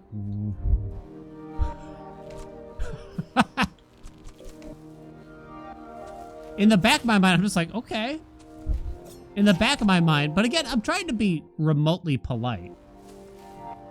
Remotely polite. And I was like, all right, do you mind if I talk with my wife here in privacy? And she's like, sure, absolutely. Sure. But you could tell from her tone, she was mad. She's like, they don't send people out here without warning them about the prices. And I'm like, he did not tell me a price over the phone. And she's like, yes, but he would have warned you that we are the best in the business. I'm like, I don't know what that means, but okay. Sure, hun. Sure. So wife and I just kind of look at each other as soon as we get her to go walk into another room. We're just like, we just kind of both shake our heads at each other for like 30 seconds straight. We don't even say anything. We just shake our heads at each other. It's like, no, no, no, no, no. There was no fucking way ever in my life I'd be saying yes to this. Comes back, she's like, so what do you think? So what do you think? And we're like, we can't make that kind of decision, you know? And we will never make that decision here for that amount of money. Next thing you know, chat, you know what happens next? It's not over. The price goes down again. Classic. $70,000, I think, was the final price that she gave. 70K. The price went down again. Oh my God. At this point, I was just annoyed. And I told her, like, I think I said something along the lines of, I don't really like the changing price.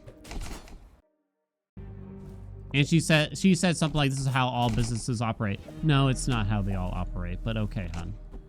It's not how they all operate. It's like you don't even have any competition here in front of you. You know what I mean? Should have asked to do it for 7K, right? Oh my God, she was so mad. I tried. So eventually we get her to just go away. And she's leaving and she's like clicking her teeth and all this, sucking her teeth and clicking her tongue. Like, y'all are making a big mistake right now. And she's like, well, if you call me after I leave, then I can still come back and get the deal. And I'm like, uh-huh. And she's like, in fact, I know tomorrow's Saturday, but if you call me tomorrow, then I think we can still get the deal to go through. I'm just waiting for her to say eventually, you know, if you call me 3 weeks from now, we can still get this deal for you. You know what I mean? Honestly, at some point, I was just waiting for her to say that. And then as she's walking out, I was just like, thank you so much for coming by. Or something like that. I could tell this took up a lot of your time. I was trying to be polite, and she doesn't even say anything. She just walks out. She just walks out after that. I wasn't trying to be rude, but I realized in hindsight, like, she was pissed. Oh my God. I've never been so mad about it. About something like that. It's probably like the worst like consumer experience I've had. And I've dealt with car dealerships that were honestly more legitimate than that. You know what I'm talking about? This just felt like disgusting in some ways. The way they were doing. Never heard from them again. So of course we did eventually get our basement finished. We went through like a family friend, so we knew that it was, I mean, who's done basements and lots of construction before, to be clear. So we knew it would be cheaper because we get like kind of a family discount. We paid like almost a third of what she quoted, to be clear. We paid, I think, about a third of what she quoted for a more thoroughly finished basements with better customizations. I don't even know what we'd get out of it. Oh, wait, this is the place where she said that the walls they would install had Kevlar in them. Fucking bulletproof walls, apparently. And I tried to ask her, what's the point of the Kevlar walls? Wouldn't that be expensive? And she's like, it's good for keeping out stuff. I'm like, I don't know what that means. Maybe she meant mold. Oh, man. All right.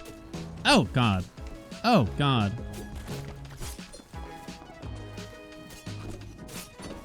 Hey, y'all. Okay, first try. Come on. Oh, no.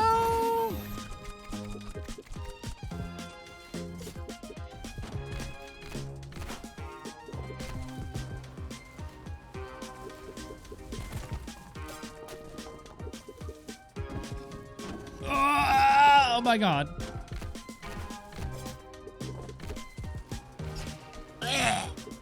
Holy shit, that's too much. I can't do all that. That was too many things I needed to avoid it all at once. I failed you, chat. That was hard. Fucking rogue bot. This is bullshit. Be the next boss first try. The answer was no. What's up, Yanni?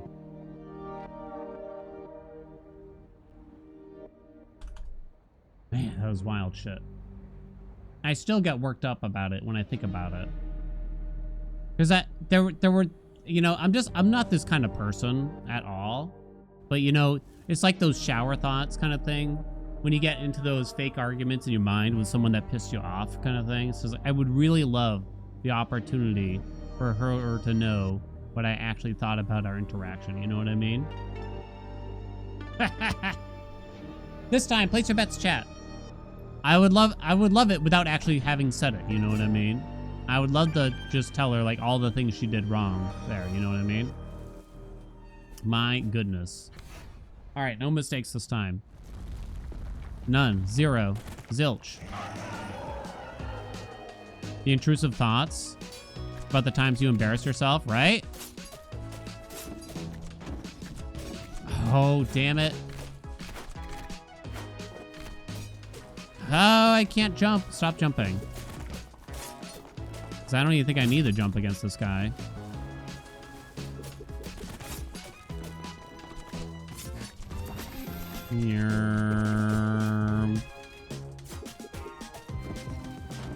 Woo! Oh, butter. Biscuits! Biscuits! Damn it. Better.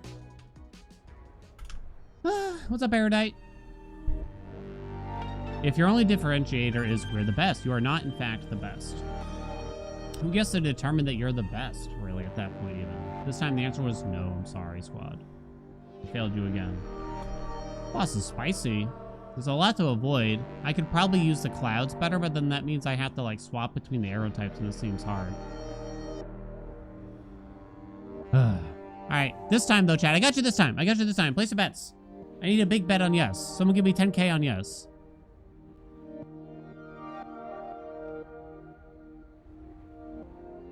The intrusive thoughts about the times you embarrassed yourself? Yeah.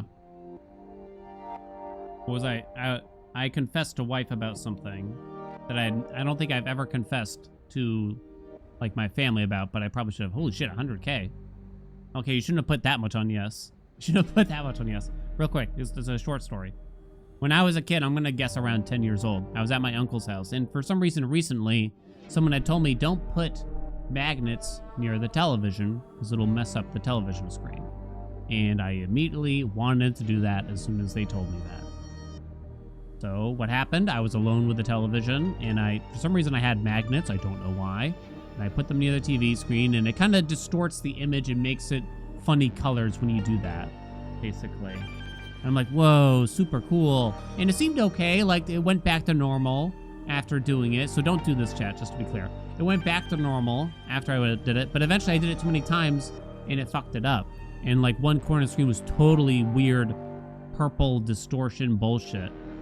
And I was like so embarrassed that like I didn't want to tell anyone.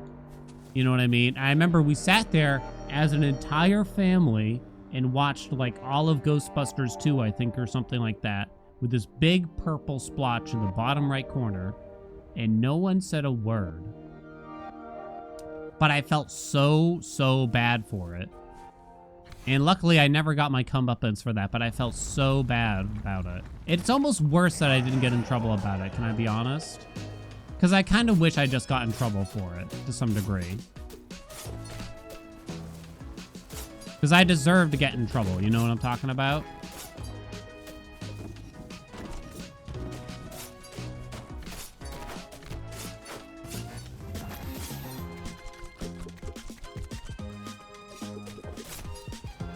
No! Oh my god, there's too many. Oh, you can just roll through that shit. Ah! Low health! Oh! Okay. God damn, that was close. They knew. They might have known, yeah. This poor uncle of mine, I gotta tell you. This poor uncle of mine. Because years after that, I was only like 10-ish if I were to guess there. It's kind of hard to say. It's kind of hard to say. I think I'm going to guess I was only 10-ish years old. But years later, when as a teenager, I remember I was at the same uncle's house. This time the answer was yes. I was at the same uncle's house. He got brand new, nicely upholstered chairs or something like that. Brand new. And I remember I had the juiciest calzone. I think it was like pepperoni, bacon, super greased up calzone. And he said, before we even ordered these delicious calzones, no oops on the new chairs, guys. I don't want any accidents on them. They're brand new. And I was like, no problem.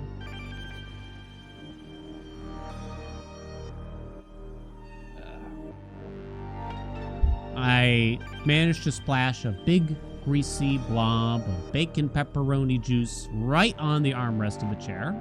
And I spent the next, I'm going to say, 2 hours trying to secretly dab it, like without looking at it, just like take a little paper towel and just like, just dabbing it, trying to get it out. But it's so obvious. It was so obvious, though. And I never said anything. And no one ever said anything to me.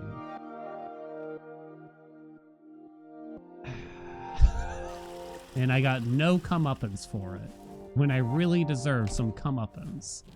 I may or may not have been even told, like, don't eat on the chairs if you think you're gonna spill, and I ate on the chair. Was I invited back? I was, because I remember I looked at the chair, and there was no stain on the chair when I went back. Just like with the TV. There was no... The TV was fine the next time I came back. And then the chair was fine the next time I came back, too. So I almost feel like this uncle is just so kind-hearted that he let this shit happen, never said anything, and just quietly fixed it. Hold that attack and release for a powerful melee attack. That sounds fun. Oh, man. I'm just picturing, like he says, oh, that's how you break those. Okay, write that down. I'm just picturing he talks to, like, he wouldn't talk to, like, my dad or something because he wouldn't want to shame me in front of my dad. But he talks to, like, his friends at the gym or something, just like, this little shit of a nephew I got, let me tell you. Right? This one little shit of a nephew I got.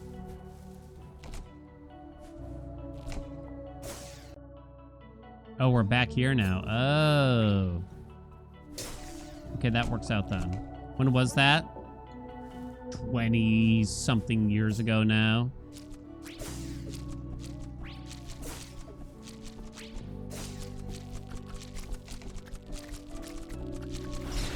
I was gonna say, something die out here.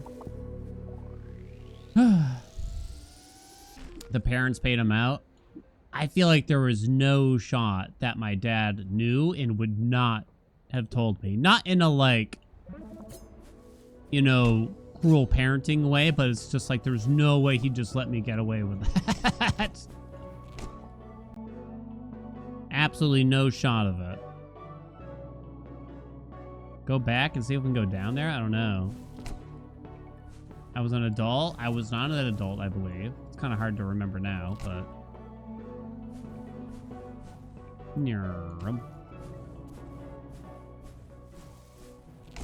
Up, up, up. God damn, this is forever, huh?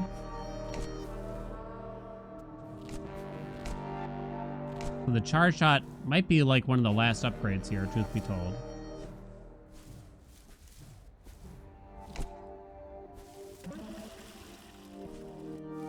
Where do we go down? More. The nice thing about the charge attack, it's kind of like Mega Man-esque. It doesn't hold you back like in Hollow Knight. Oh, you can't go that way. Damn. Like in Hollow Knight, the charge attacks that you get from like the nail arts and stuff feel kind of clunky. I never really enjoyed using them. It's just the kind of thing you got to get like used to, no doubt, but I kind of like that this just kind of fits in. Furniture expensive AF. I was reading someone on like Reddit put down a breakdown of their expenses and stuff, and they're like, where do we save money? Or something like that. And they had like a pretty healthy income between two people. It was like 200K or something like that per year. It's like, that's not bad, right? But meanwhile, they had like a furniture loan that they were paying $1,200 back per month. And I'm like, that's just so much money to owe in furniture. You know what I mean? Like, I don't even know how you do that. I know it's easier said than done to live within your means or something like that, but I don't even know how much money they would have had to have spent in furniture. But it's like, holy shit. You gotta start paying back some of this debt, honey. You know what I mean? Big time. Get some stupid loans out there. Yeah, okay, whatever, game.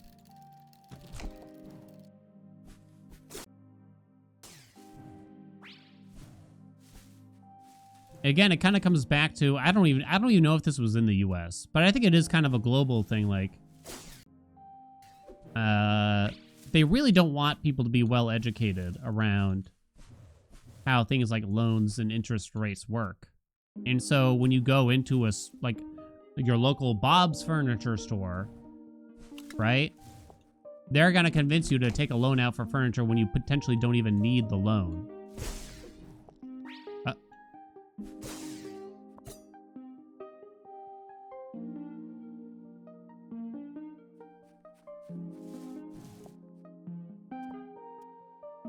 Game broke? Yeah, what the? Supposed to do that. Quick!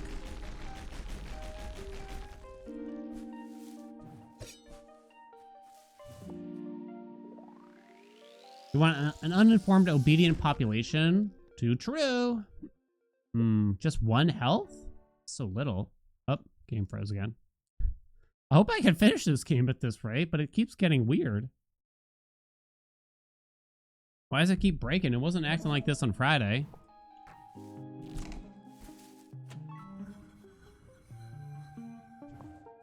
Very strange. I mean, it's probably a me problem to some degree, but I just don't know what could be the issue. Okay, so we did that. That new island, was there like a block? I can't recall. Doesn't really matter which way I go. I'm perfectly perfect. Oh, you? Oh, you? First Karen. I think did I ever figure out what was wrong with Karen? Maybe not. Now I'm not sure. Oh, you piece of shit. Yeah, the blocks might be the last thing. Because I can't think of anything else that's, like, hindering our path at this rate. Just look for a bunch of dead ends. Let me see. Like, up here at the top, that must be something I can do nowadays.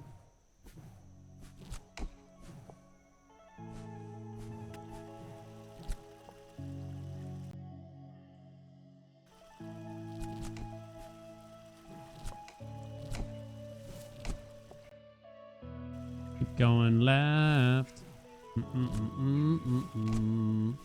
I feel like now we got to look up more am I overreacting threads or something. I mean, which is basically am I the asshole? To be clear. There's very, very little difference. Okay, so this you needed the charge attack for.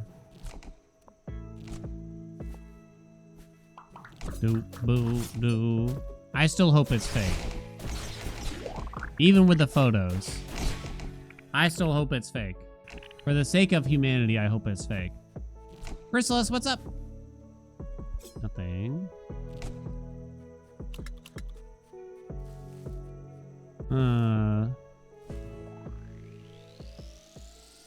Bum, bum, bum. Increase range of the shift arrow. Guess more currency, even though I might not need it. You can be an asshole in a situation and still be reacting appropriately. What's the old quote? Sometimes you gotta wield a big stick. Sometimes you gotta stand up for yourself, to put it simply, right? And sometimes that means being the bad guy. I think sometimes I have a hard time with it, though. It's not really something I strive to change about myself. More so, I just try to work around it, I guess you could say.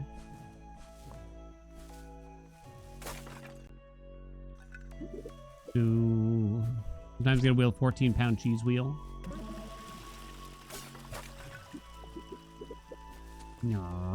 Oh, wait. Hold on. Teleport from there. Dink should try standing up for himself. Someday, Dink, right? Ow. Where do we want to go now? I mean, there's lots of options. You mean the pizza? No. Never! You get the pizza when you've earned it. I need you to make a profit selling this cheese for me first. Why do I feel like there might be something in the top right here?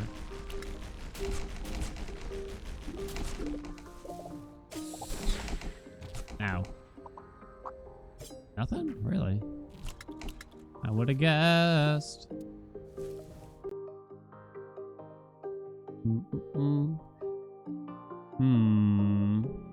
You often get trouble with overly serious types and never talk with them again.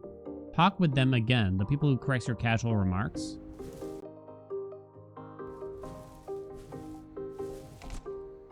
I think I have a friend that, like, if you misspeak while telling a story or something like that, like, he has to make sure the details are 100% correct. Context clues do not work well for him. You know, trying to figure it out. And he has a way of just being like, what do you mean? Did you mean to say a cheese wheel instead of a bee's wheel? It's like, yes. All right. I guess I'll have to readjust what I think about this now. And so we just give him lots of shit for it, basically.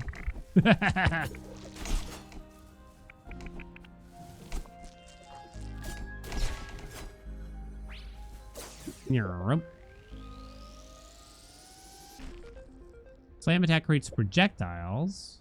No. That's new.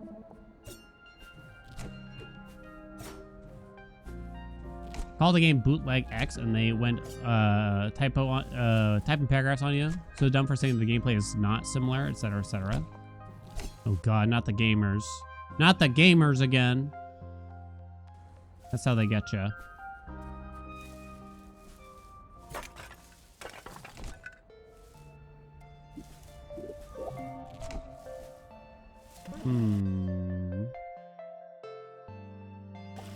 Has to make sure it's all completely correct and there's no context clues. He just gives you the entire context of his backstory and side quests and the rest of it. Yeah.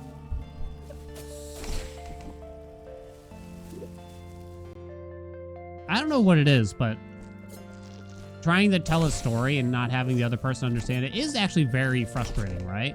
It's up there with unusually high levels of frustration with, like, someone not hearing what you said and constantly asking you to repeat yourself. It's not their fault, but I can't help but get pissed off a little bit. Like, it's not their fault, but for some reason, it's just like...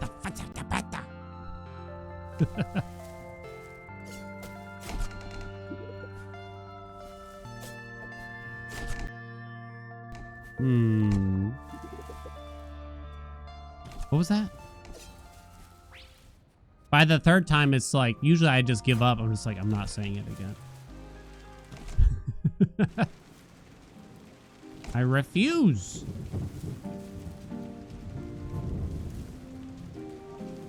Hey, Squid.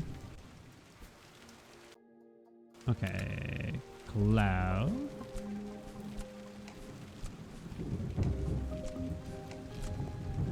And away we go. More max health. Increases distance of a charged attack. Sure. Probably not going to use it as often as I should, but we try.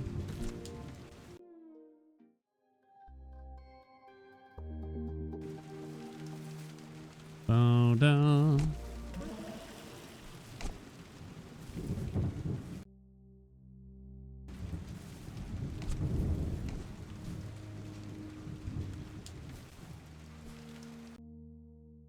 Keep going right and then slightly up and right.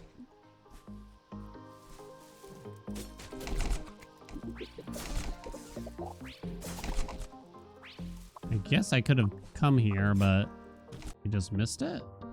Oh, it just loops back around, potentially for no purpose.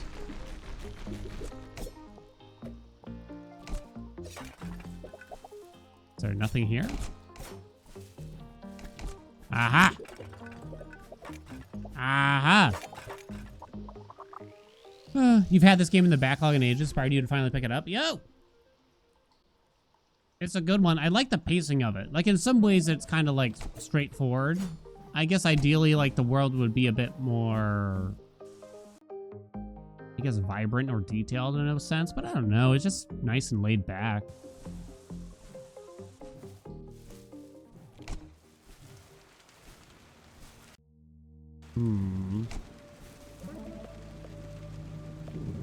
Let's go over here, head down and go left. Okay. I did like their other game, Crypt Custodian. Not overstimulating. Yeah, some games are just like... It's kind of like an overload, right?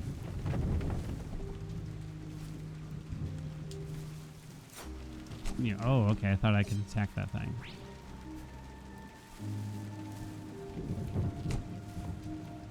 I feel like trying to play Vampire Survivors, and I'm just like, God, I need like a break from everything like that sometimes.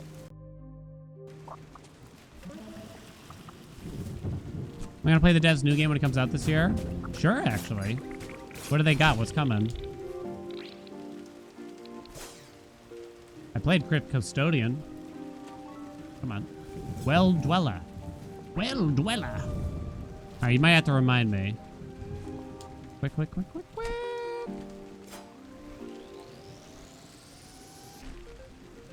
Range of the slam attack. Arrow fire rate. I do like that for bosses.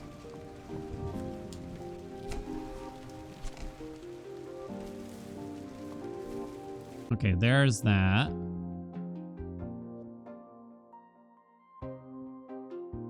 There's actually not that many more dead ends, are there? When I look around. I see like one, but I remember, okay. Remember I can't get to that one yet. 2. Okay, I see one that's like very close by.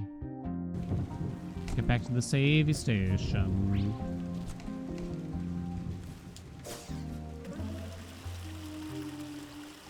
Euthanization? Oh, no. I had to explain to wife like what was going on there. Because she's like, it sounds like there's turmoil around this game. And I was like, let me tell you. Let me tell you. Oh, right. They want me to do something else.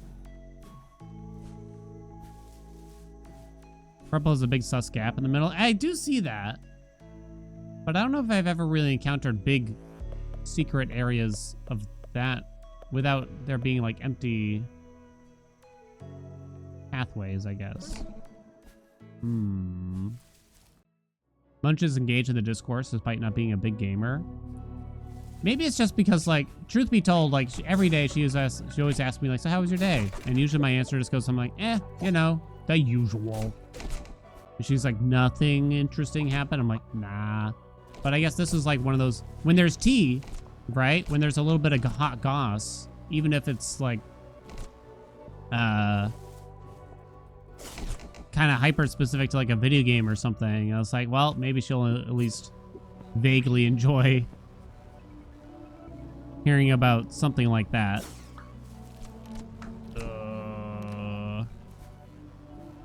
Oh, why did I do it like that? Wow. Jesus Christ. I can tell her about the cheese now, right? Massive blast. Increase range of shift arrow. Gets a massive blast when I take the damage. Aren't you glad I never spent 18k on cheese? Oh my god, that was so close.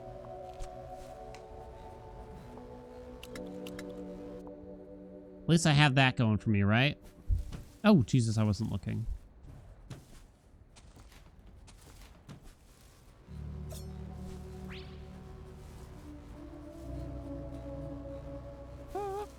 Okay. Is that really how much is this? aged cheddar thing like real? Can anyone find like comparable prices to some aged cheddar realistically online?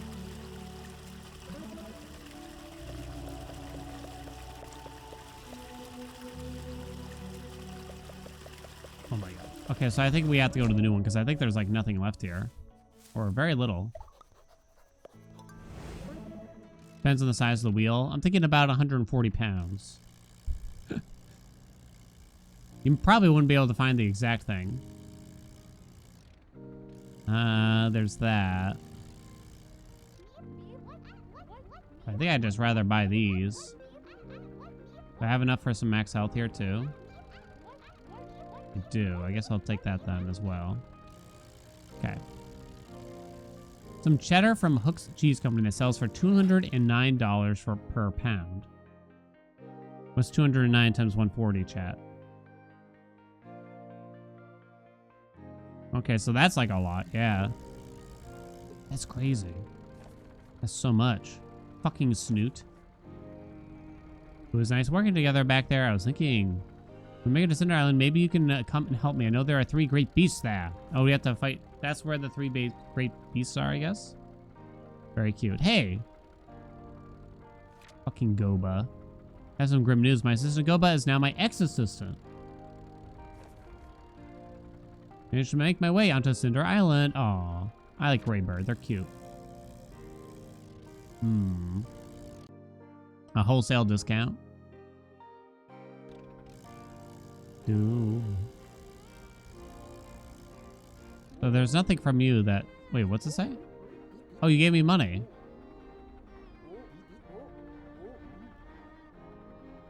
Wait, why'd you give me money? I don't even understand.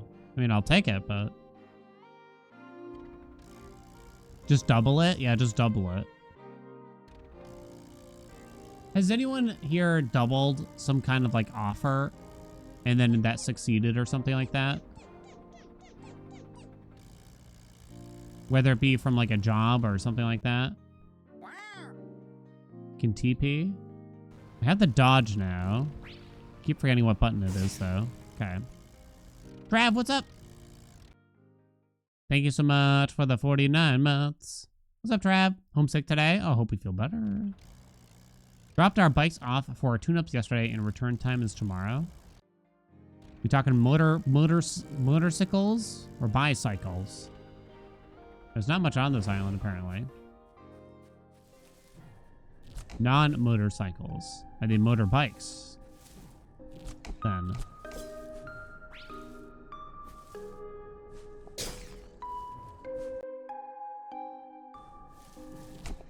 What does that entail? Yeah. Well, I guess you might have to get like the chains greased up real good or something like that, right? Tried negotiating on my first job offer since my college professor told us to. They went silent on me. Oh no!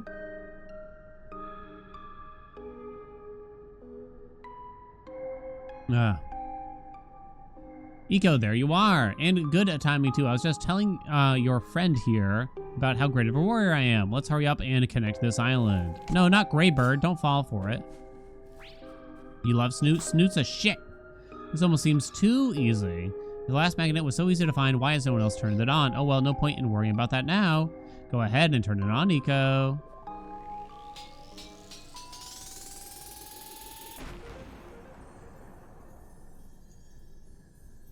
Hello?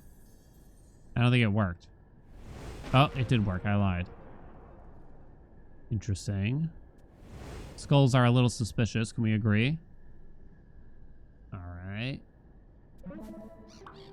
Negotiating a promotion. You hate that? I wonder...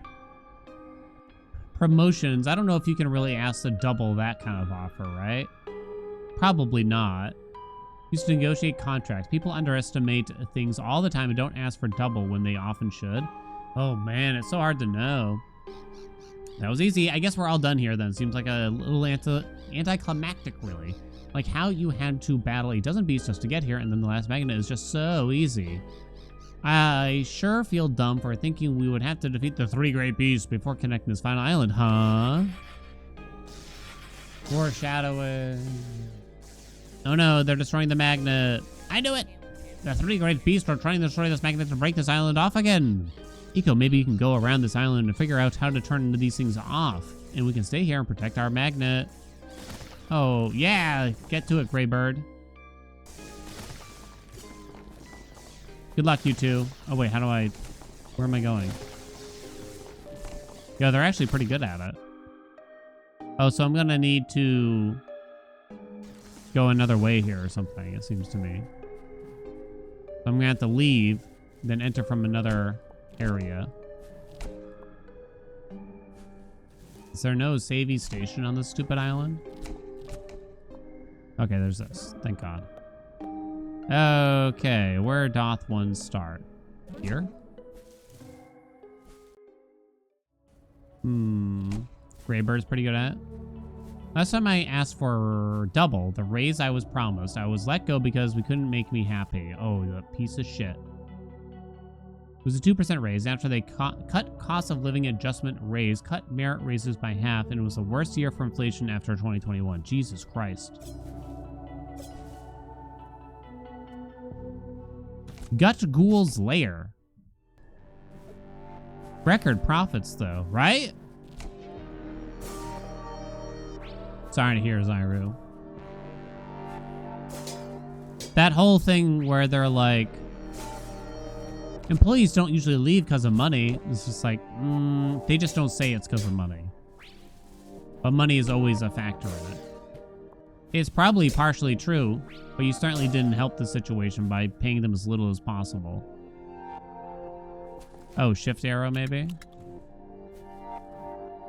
Hello? Can't I do... Can you not do this in the air? I guess you can. I can't recall.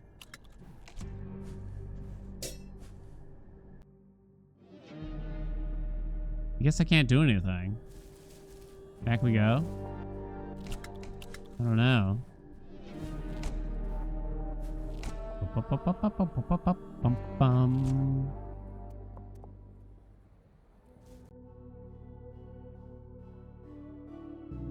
I know we can't enter from there. So I guess we gotta try a different spot altogether. Was that go for hooking up with a coworker after making sure it was okay with HR and all that? Yo, that sounds like a lawsuit if I ever heard one. That sounds like a lawsuit if I ever heard one.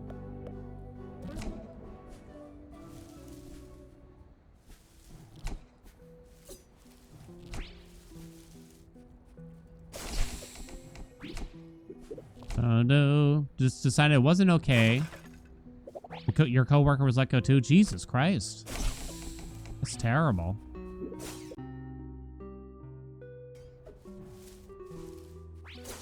One of our bosses advised that wife and I, who were not married at the time, that we tell our boss, our actual direct boss, about our relationship. And the first thing after I followed that advice and told him was, you shouldn't have told me. That's what he said. It's like, ah!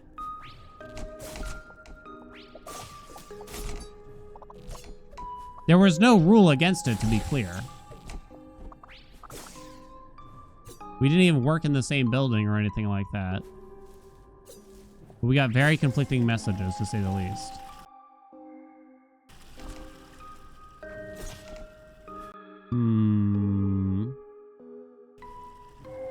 It's around that time we were quoted to not dip pens in the company ink, and I was like, ugh.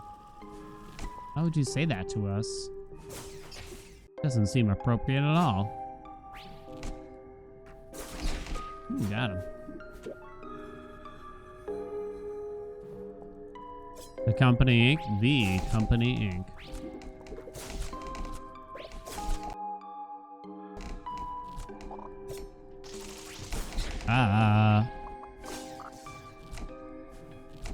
Are people property, right? Good point.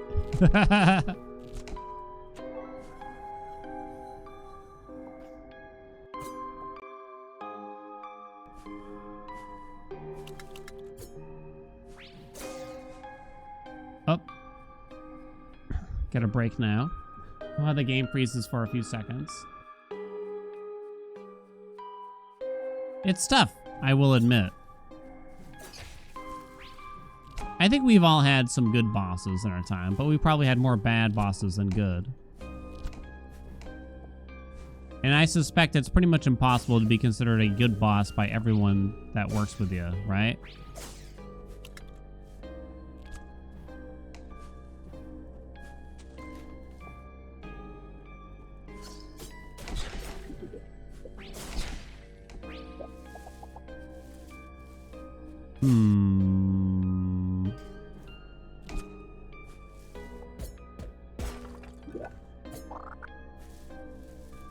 I'll admit that I usually give off the image when I talk about the olden days. Shit. God damn it. I probably give off the image like, wow, he must have been such a good boss. He cared for his employees so, and he was a real worker, and everyone loved him, and then everybody clapped, and all that stuff, right? But I have no doubt, absolutely no doubt, that if we got a handful of people who I was the boss of here on stream, there would be some choice words for me. Nothing like inappropriate, I would hope. But, oh God, Jesus Christ. But not everyone was happy with me, to say the least. And sometimes for good reasons. What if they were already here? I guess that's possible. Which is frightening, to say the least.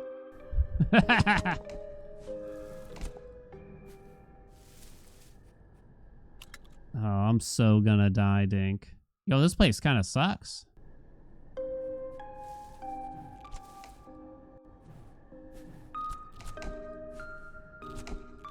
Oh my God.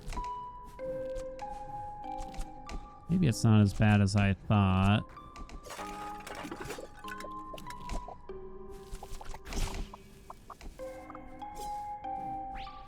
No more?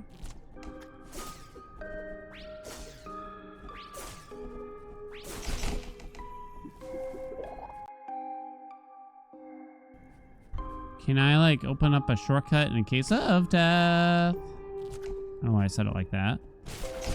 Mush. Or is there just multiple paths here? I guess there's just multiple paths, potentially. Save station. That is not a save station. Uh-oh. Uh-oh, I'm sorry.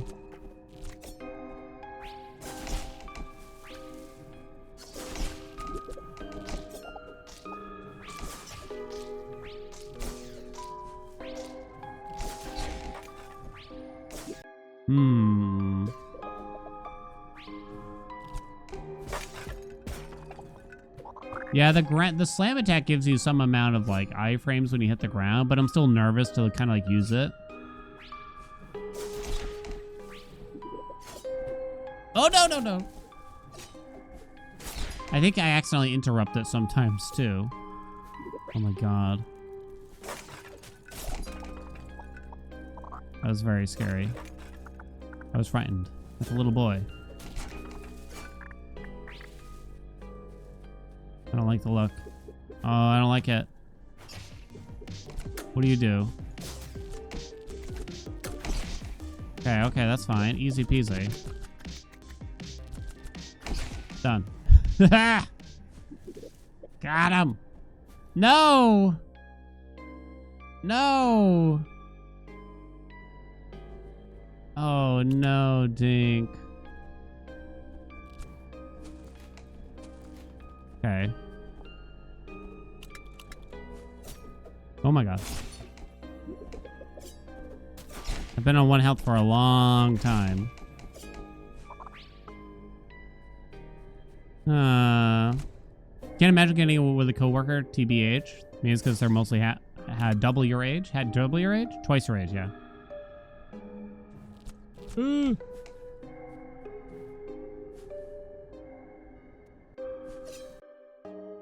Okay, are we good? Please don't tell me I die here now. I wonder if that's how wife felt.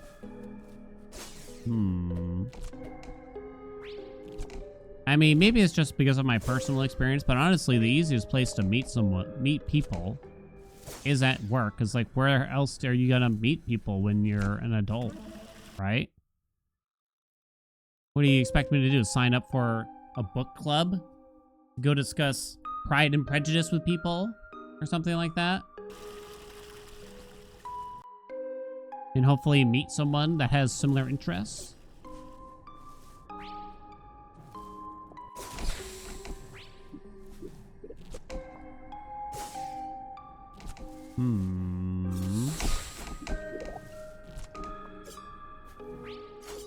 Okay, what's the matter?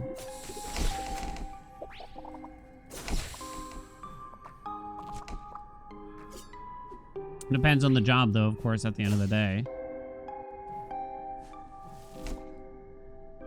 Good friend of mine, like, he said they have 100% male workforce at the factory he kind of works in. I'll call it a factory. 100% male workforce, has been for the entire time he's been there for like 15 years now. The hopes of meeting people there is zero indeed. As a straight man, at least.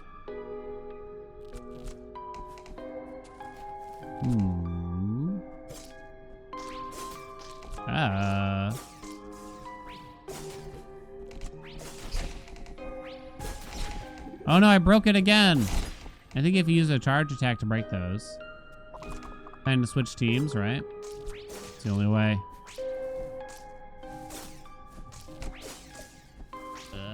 No, I did it again by accident.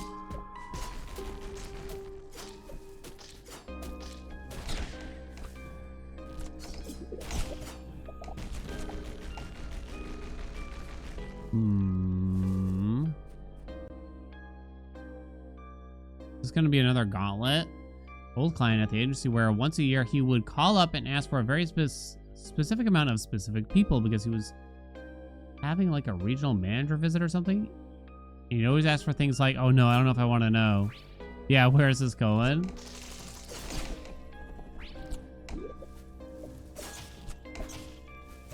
One of the creepiest things, I kind of forgot about this, but one of the creepiest things that got told to me, and this was when I was like a cashier or something like that. So I was still extremely new to the company and of little import to the company itself. But we were having a big wig visit at the store I worked at. Again, I was just a cashier, so I didn't really give a shit. But I remember there was this guy who was trying to help us out to prepare for the visit, and he was talking to the store manager. And he said, and he pointed at me and he said, have him work in the stockroom when the visit happens. Because the regional manager likes pretty girls at the cash register. And I'm just like, ugh. God. Fucking creepy. And of course the guy's like a 60-year-old man or something like that too, right? But that was such a creepy thing to say. I don't actually know if it's true, but here's the thing. I have no doubt in it because it wasn't long before the guy got fired for sleeping with one of his subordinates. And the sheer scandal was off the charts. Do I need to go around and do that shit?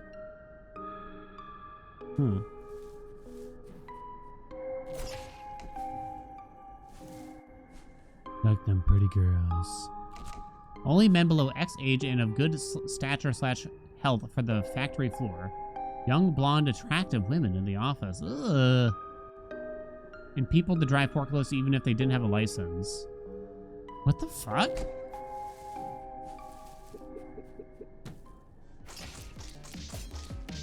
Oh god, I'm sorry. Oh shit, okay, that's why that wasn't working.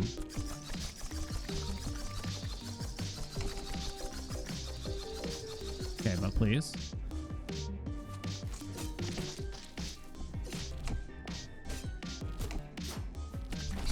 Okay, we got it. Has anyone heard of Mary Lou's Coffee? You'd have to be from the Northeast US, possibly even Massachusetts to even have heard of them, truth be told.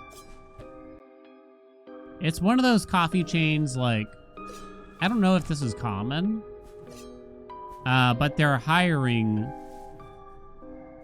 standards are such that you have to be like under 22-year-old attractive woman for it. And it just gives me the creeps, honestly. Like, I won't go in. They probably make decent coffee, but I don't want to go in there because of that. But like, that's their gimmick, it seems to me. It's not about the coffee. They don't even, I don't think they're expected to dress like, yeah, Hooters equivalent or anything like that. I don't know, maybe they are, but yeah, it's like Hooters light, and it's just like, I don't want to go in there.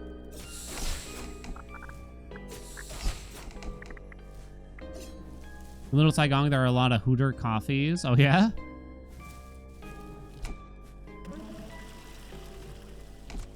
Strip club for coffee. Isn't Hooters dying right now? God, I hope so. God, I hope so.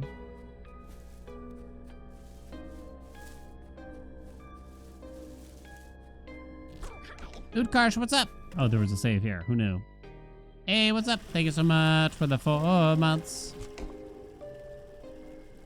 Found ya. Boink, boink, boink, boink, boink. May Hooter survive for this long? This has got to be a boss now, right? Ew, I don't like it. It's like wormy. A kilted kilt where I live. No, I don't think I've heard of it. Am I hitting it? I am hitting it. Oh, I don't like the look you give me.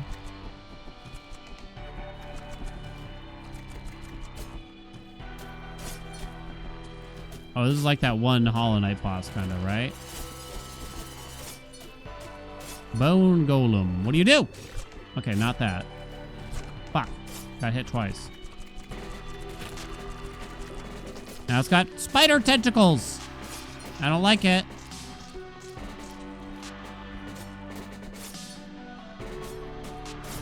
Oh shit, I wasn't expecting it.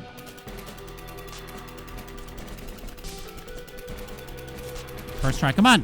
Come on, first try. Oh, it's dead! I don't know why, but you deserve that middle finger. Why has the golem got a cute face? It was an evil face. First try, baby.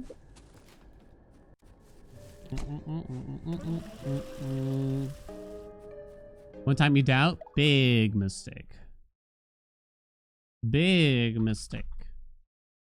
Beat next boss first try. The answer was yes. Oh. Ooh. Does it tell me the percentage here?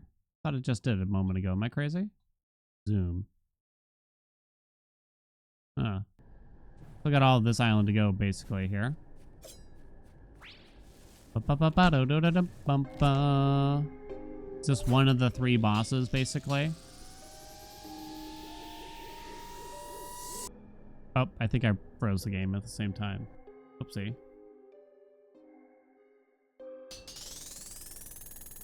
There it goes. Chat, you gotta try this thing. I mean, I talk about it all the time. It's called Nam. Like a Vietnamese dish. I don't know if it's very common outside of the circle here. It's like cured ground beef mixed with noodle and some spices and things like that. It doesn't sound great, but it's delicious. I probably shouldn't have it because of my cholesterol, but it's my favorite thing to eat ever. Oh, now what do I do here? Okay, okay, I have a guess. So wait. Okay, yeah, that's them. Oh, I can open this, but it doesn't matter. It's the name, Nam. N-A-M, but there's probably an umlaut or some shit there. Go from that spot? I tried and there was nowhere to go. I forget what the issue was. Vietnamese food is always good, yeah. The one thing that hasn't caught on to me is like the cold salad type dishes. Where it's like cold noodles and shrimp and peanuts. Hasn't landed for me still. I think we're gonna have to go like here and go right. Up and right. You like those in the summer? Guess I just like a nice hot dish. Nice hot dish.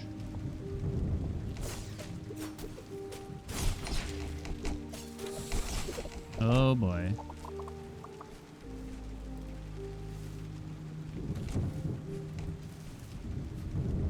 Cold ramen? I haven't been able to get along with the cold. Like we bought like a noodle soup kit that was supposed to be cold ramen. I mean, that's how we ate it and everything. I just want it to be hot, I think I've discovered. Don't care for, I guess maybe I just don't like consomme, you know what I mean?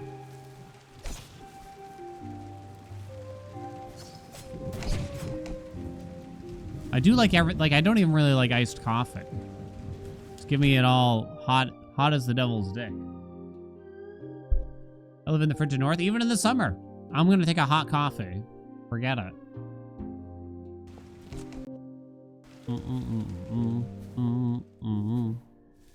Even the raw beef is enough to lose some visual appeal for pho. Did I miss something? Cold coffee is gross. Should I have a gross? Like, if you get an iced latte, it's a bit different because it's kind of like having a milkshake, I'll admit. But I used to sometimes get, I would be like, oh, it's hot outside. I guess I'll get like black iced coffee. It's like, I always regretted it. So nowadays, I still just get hot. Maybe it's just the fact that it's black coffee. It's just like, what's the point?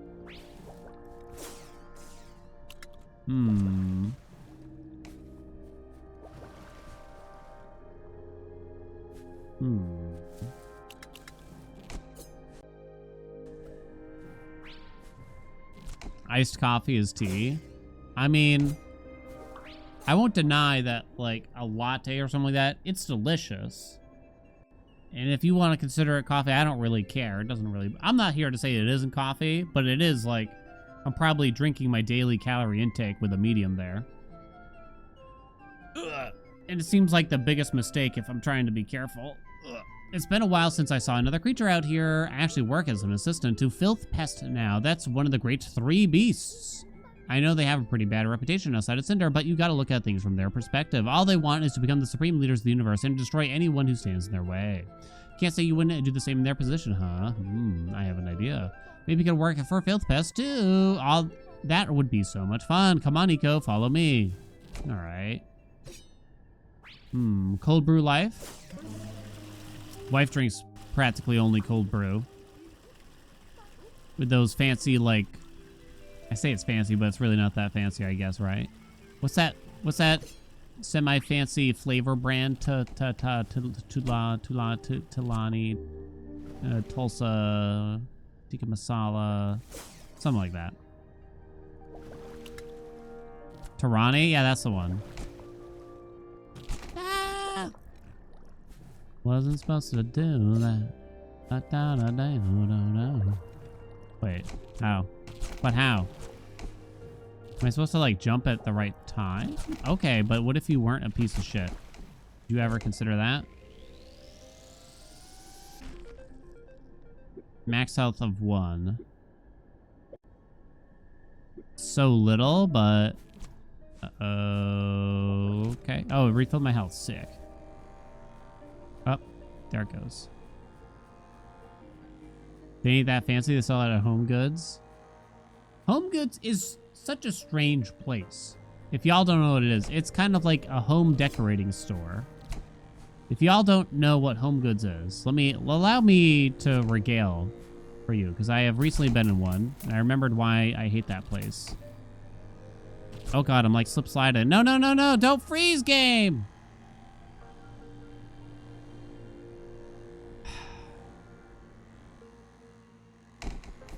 Jesus Christ. It's the cheapest products imaginable, first of all. It's like they got Temu in the store somehow.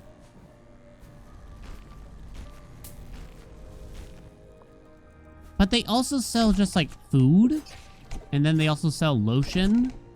It's like, why are you selling gherkins at this home decorating and furniture store, essentially? It's very confusing. Oh boy. Oh, Jesus. Okay, we got them all.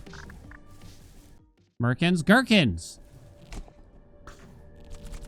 They have a shockingly large food selection there. And I'm always wondering just like, why, who's buying this food that makes them keep selling it? Because someone must be buying it. There's always a lot of food for sale in this place. That's you, Noah? It's overstock stuff and they didn't take it off other brands. None of it's Temu to listen to Dan. I got a lot to say about home goods. Just to warn you. Oh, gosh. Oh, wait. Hold on. Oh, I don't like this game. Oh, it didn't make any sense. I may have died. Christmas tree shop. Why is it lagging so bad? I restarted the game. I don't know. I don't know what it could be. 40% of your house is furnished via home goods. How the hell do I get up there?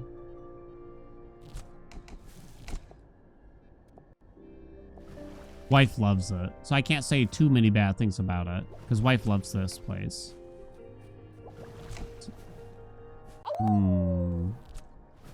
It's one of those places, like, she wants to go even though there's no, like, object in mind to purchase. And that's just a thing that I don't, like, get. I guess you could say. Okay. This is extremely bad. You know what? Start over again. It's like, what do you mean you want to go to a store when you don't even have something in mind to buy? It doesn't process for my head. Sentinel, what's up? Thank you so much for the 6 months. I don't get it. I don't get it. Window shopping. It doesn't compute for me. I mean, average, like, kind of. Why is that one so hard? You can't do a short hop, it seems, for some reason. There.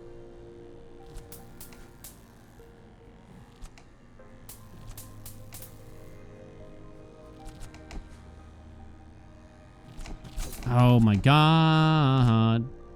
Window shopping. Yeah, I mean, it is basically just window shopping, right? But at the same time, she's hoping to see something that she wants to buy. But she just doesn't have anything in mind. Maybe she'll feel inspired. And I'm sitting there just like, none of this stuff inspires me. I have no imagination. Oh, you can actually block enemies with that? That's kind of cool.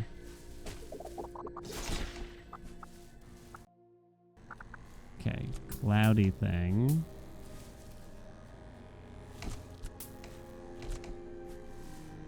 Ah! Stop. No. Stop. I don't like it. We good? I don't like this place. Oh, you piece of shit ass bone. Jesus Christ. I did something. It's the whimsy of discovery. Confounds me.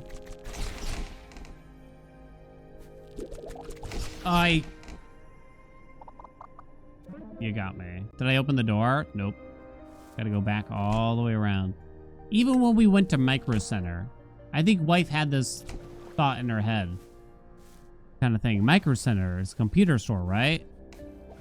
It's like, Dan's gonna love this. He's gonna have such a good time. We walk in, I'm like, there's the pickup counter, let's go. She's like, you don't want to like look around? I'm like, no, why would I look around? She's like, because it has computers and stuff. I'm like, yeah. So what?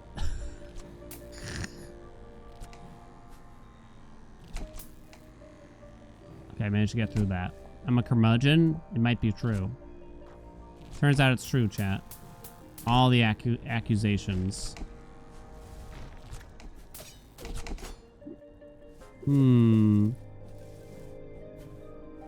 That's me. There's no joy in my heart. I don't really like spending. Spending money is not how... Yes, it does come down to like spending money is the part I don't like, I guess. Fuck me. Because obviously if everything was free, it'd be a different story. Then it's like, okay, then I guess I'll pick out this and this and this. But if I don't need it for a thing, I have no want of it. I have no want of it, chat.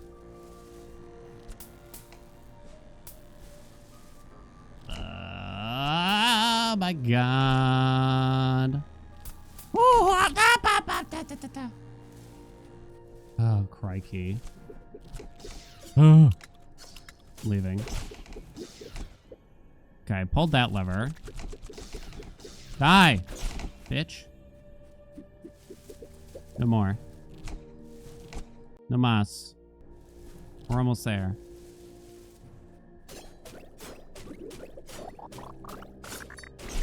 Why is everything gotta cost money? You know what I mean? Up, up, up. That's the bigger question. Am I right, Dink, or am I right? How are you already on the other side?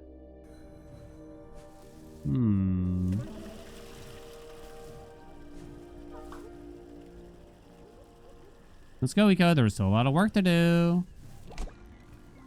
For fuck's sakes.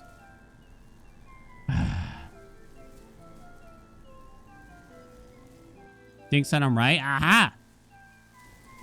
Dan has no whimsy. I like it how chat's version of... Okay, I'm leaving. Chat's version of whimsy is spending... I already had that. Is spending money at home goods for things that you don't want or need, really. That's your idea of whimsy.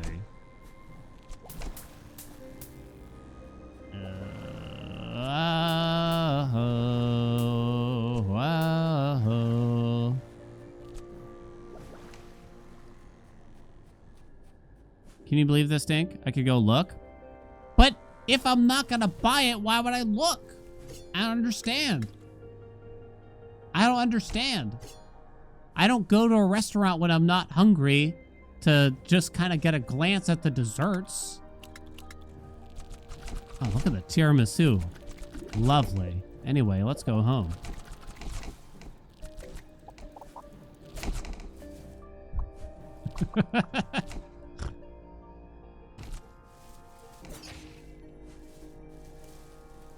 No whimsy. Ah.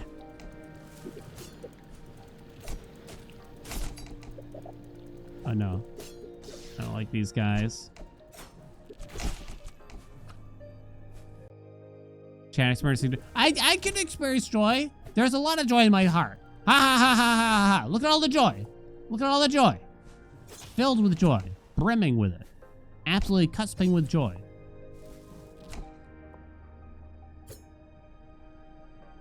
I just don't know where to find the joy when, like, candles only $8.99 on clearance. $1 off. Smells vaguely like raspberries, but mostly like fake banana. Cool. Super cool. Oh no, it looks like the entryway to Filth Pest Chamber is filled with soot. But that's okay, cleaning up Filth Pest soot is one of my daily duties. Once you clear up the soot, I can open this gate. My receipt drawer, I will.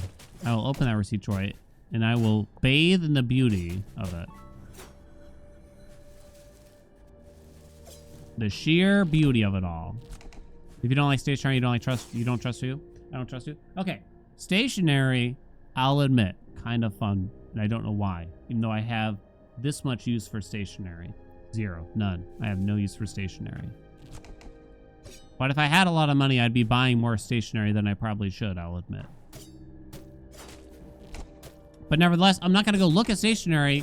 As fun as it is to potentially have some, or to use some, is that because it has no purpose for me. You know? Once again, back to the same old prob. How do you do all of these?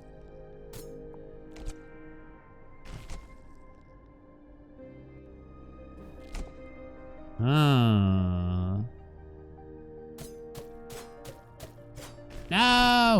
I almost had it.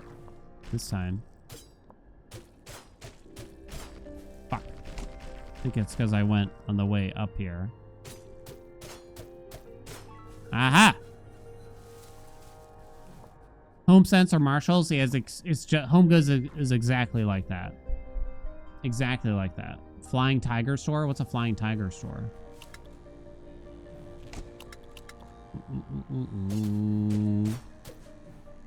So we can all agree, home goods, more like no goods. You know what I'm talking about? I fucked up. Ayya!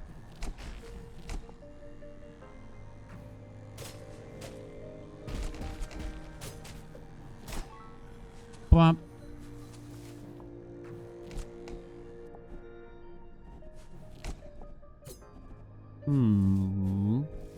It's everything you'd hate. Dink's wrong too. We can't all be wrong. Ah! The two most important people on the stream are wrong? That can't be true.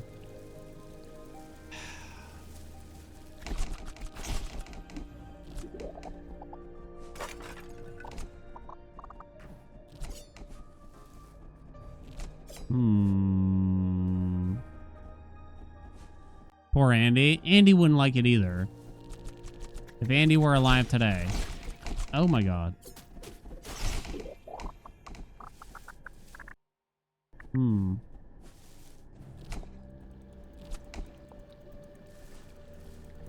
Unmodest now. This is gonna be the big rift. Why is Andy dead? I don't know what his status is. I'm not his keeper. Oh, fuck. When is this stupid place over? You want to go under? Oh! Wound up on top of the cloud backs. They gave me a heart attack. Alright, sub goal to go to a Home Goods and try to find something of actual use in that store. I mean, there's no point in starting that sub goal because it's impossible. I will fail at this immediately. There's just no possible way. I will find nothing of import within that store. We went to one, and you know what? Wife spent, I think, around 17 minutes rummaging through, I'm going to say about 62 clearanced cutting boards. But they're not even like real cutting boards. They're like those stupid charcuterie boards that no one actually uses. So they got that big ass handle in the tiny cutting board space. And she's like, look at this one. It's so cute. She's like, the only thing it's cute because it's small. Number one. Number two, it has absolutely no logistical or practical purpose because it is so small. And that's why it's on clearance in this stupid store right now. And she said, go look at something else for a while. And I'm like, I gladly will. Can you believe we're almost to Filth Pest Lair? So fun. I can't wait to introduce you to Follow Me.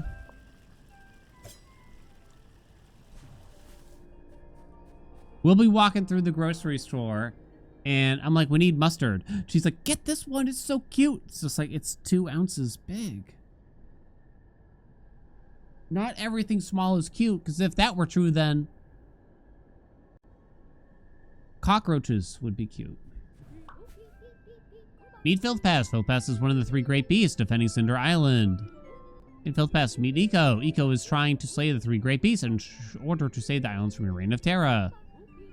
But you both already have so much in common. Kill it!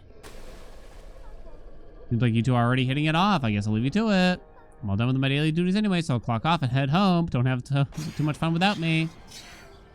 Come back and help me. Help me? I got my arrows out. Okay, I see.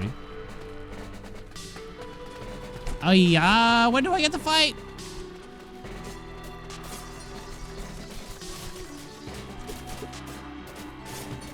Ay! Okay, didn't expect that. What do you do? How do you do it? Okay, I think I needed a cloud arrow for that. I'm not doing a good job. I'm TBHing out here. I'm TBHing. We're at half.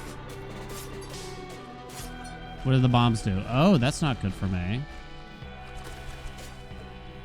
Oh, shit. What do you... How... Ah!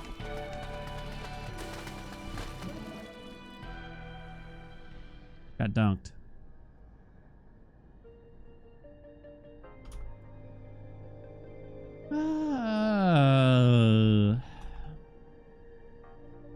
The next boss first round for the answer was no. But this time, chat, place your bets. Now I believe in myself. Now I'm ready. Now I'm ready. Place your bets.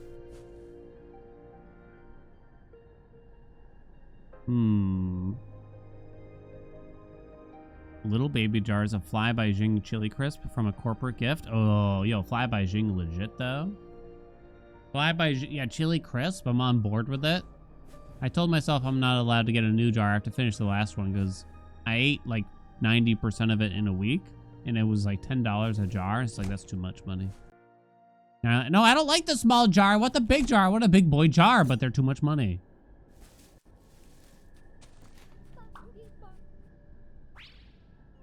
Let me make it abundantly clear.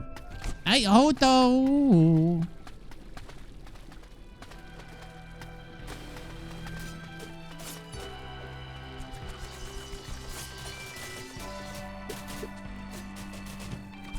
Okay, I messed up. Hold on. Cloud arrow. Oh, fuck. This is bad. I may have made some mistakes, chat.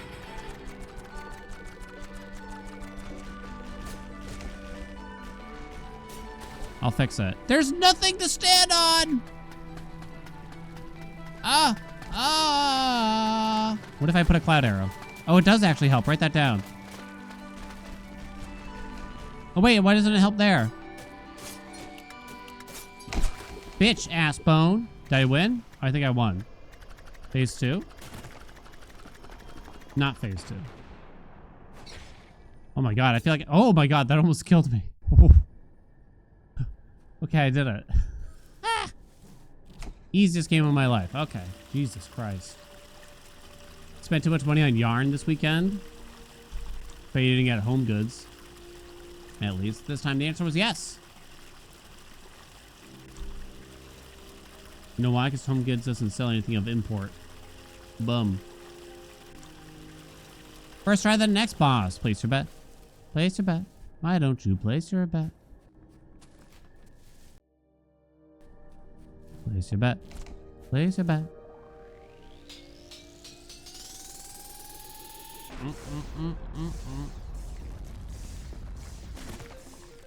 I like their faces.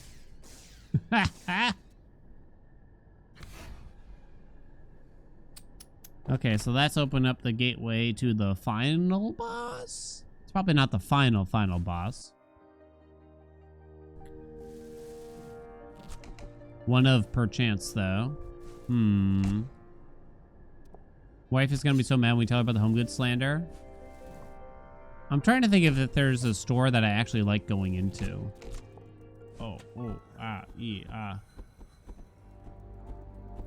Probably not. Probably not. Like I said, even Micro Center, like, I don't actually care. Like, what am I gonna spend $20,000 on a new computer on a whim? I don't think so. Just buy some cheese instead at that point.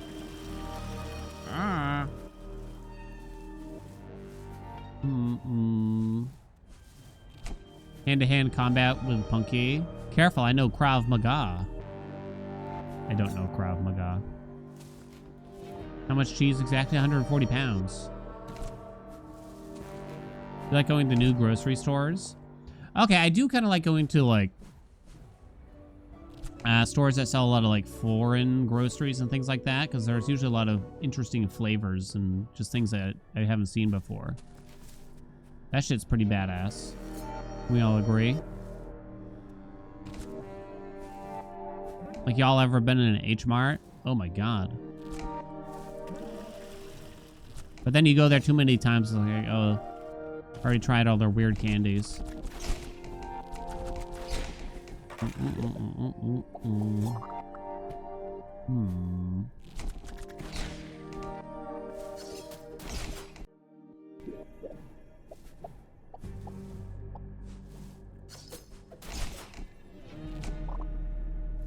gonna have to start protesting outside of a Home Goods now. Home Goods, no goods. Home Goods, no goods. And everyone's gonna be really confused.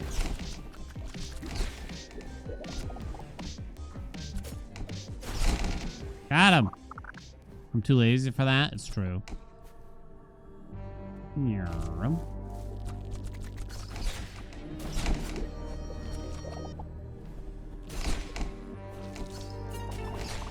Ow.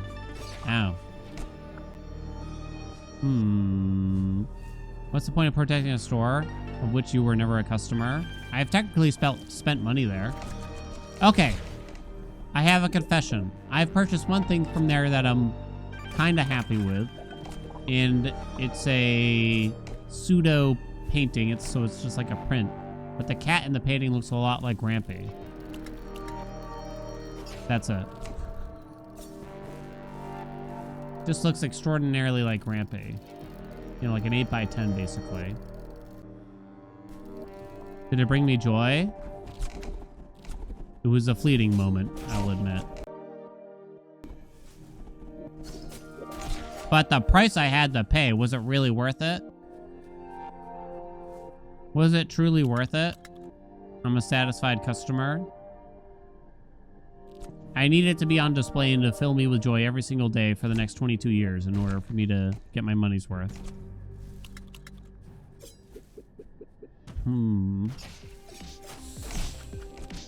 Ah! I have principles like I have an ass? Yeah, exactly. Oodles and oodles of it.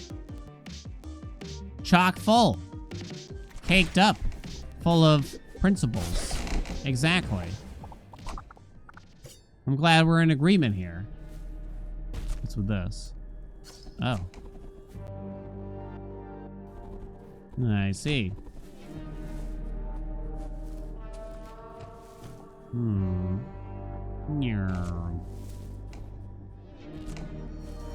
What's the point of this room? To teach me about these blocks, I guess? Ah! Oh, okay. May have accidentally fallen. Change my hat inside.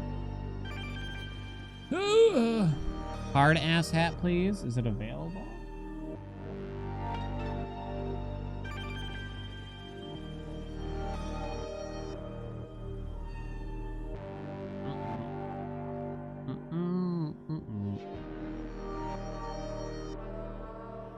And it is.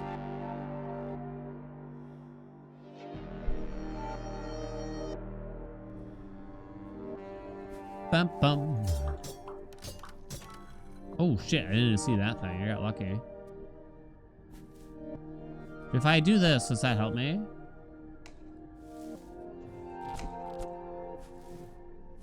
Oh shit, it do not. Okay, just go and you're fine. Hat's got more ass than me? Yeah, have you seen this ass? Come on, ain't no one got an ass like this. Look at the crack. Maybe that's a bad sign if I'm saying this is a high quality ass.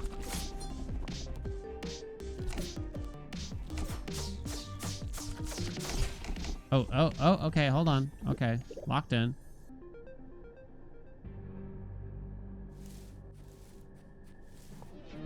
I could give an educational demonstration on... I'm not gonna finish that sentence, I've decided.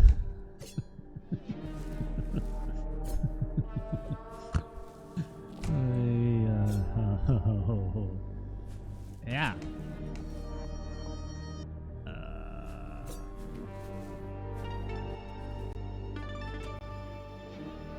What's the point of this?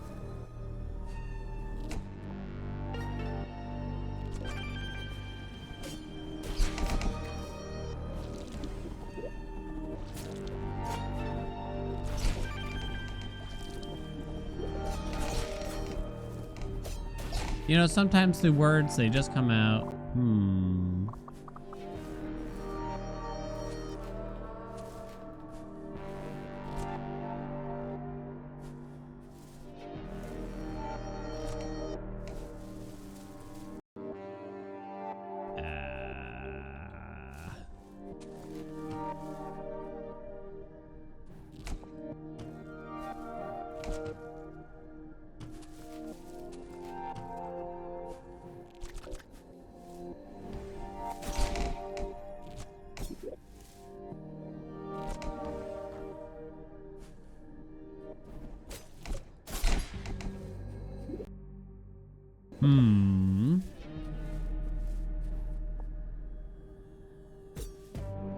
glad I got some more fodder as to why we can't go to Home Goods anymore.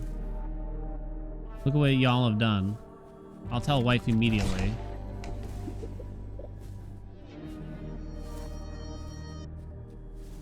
Uh-oh. I'm gonna die in here.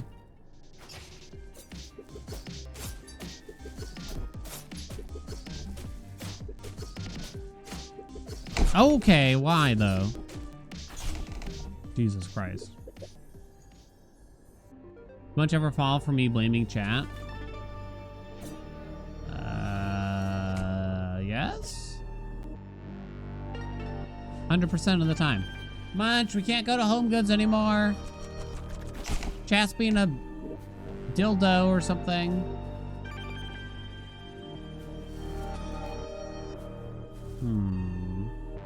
This way? Oh, this way. He's not gonna be happy now, chat. Look what you did. Be ashamed of yourselves. I only have 2 keys, I think. Yeah, I missed one. Back we go.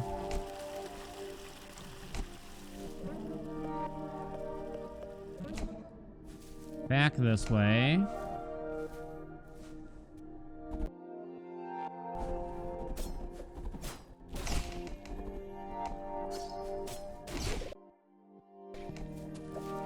Clever, very quick-witted. Dink, I thought you were on my side here.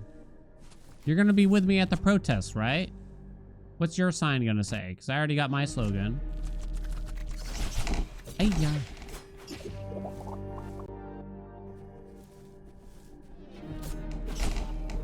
Home Goods, more like home bads. You know what I'm saying? There you go. I made it up for you, Dink.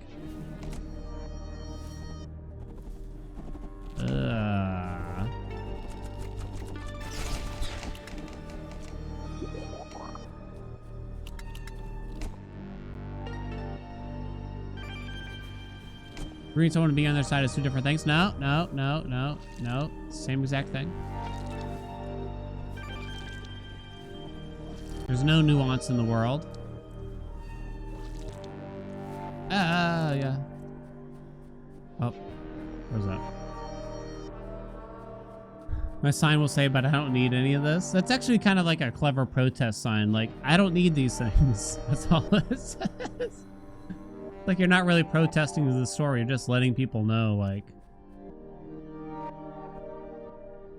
I don't need to shop here. No, maybe none of us need these things, right? That's the point. We're bringing awareness. You don't need it, chat. Okay? You don't need that 8th charcuterie board. Okay? You don't need this caramel glazed popcorn that's $8 a bag. You don't need it. You don't need this Easter themed wreath to hang on your door. You don't need it.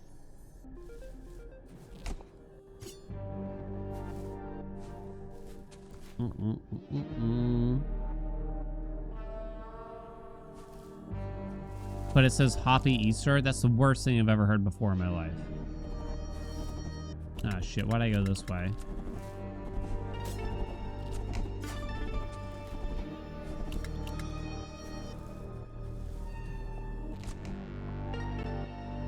You don't need a rag that's 5 shades darker. I don't need it, but I'm going to make use of it. To save money on paper towels.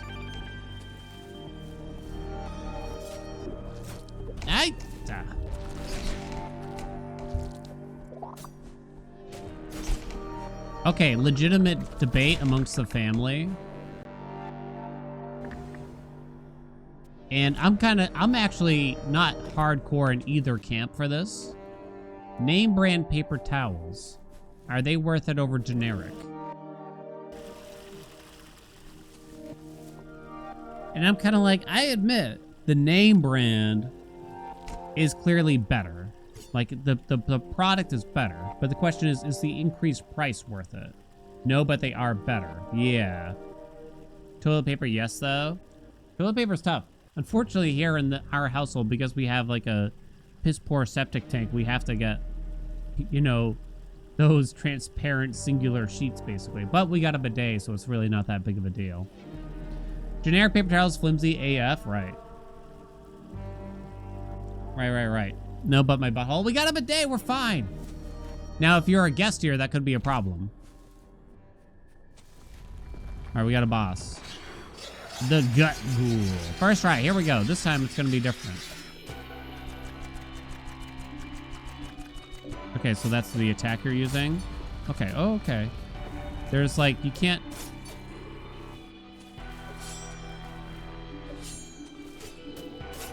There's something kind of weird about it. Like, I can't move, almost? Is this like the final boss, potentially?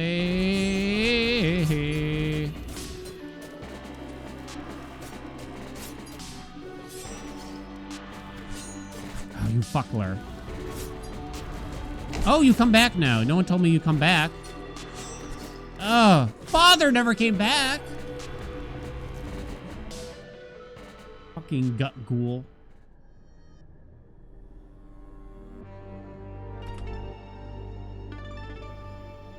Chad, I'll get you all a bidet. So we're all saying generic paper towel still better price-wise. Beat next boss first try. I'm afraid the answer was no. You gotta get your bidet serviced. So I want to know about servicing my bidet. Generic is 95% of the aim, except for the occasionally things like Marzano tomatoes. When it comes to like actual food, right?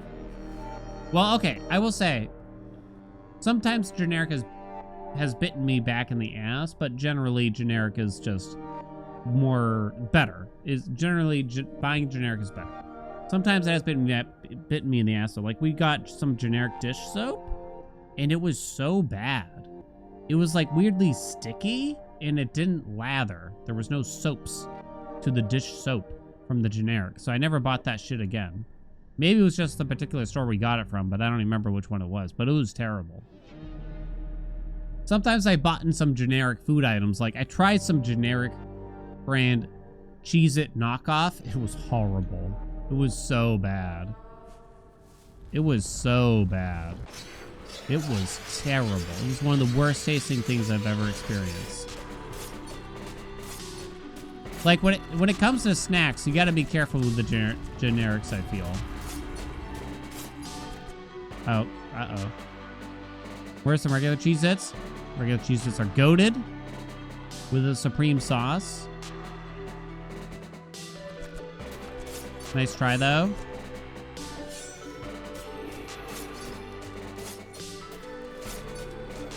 All right, that's an enrage. What does that thing do? Okay. Okay. All right. Yep. Why are there so many things though?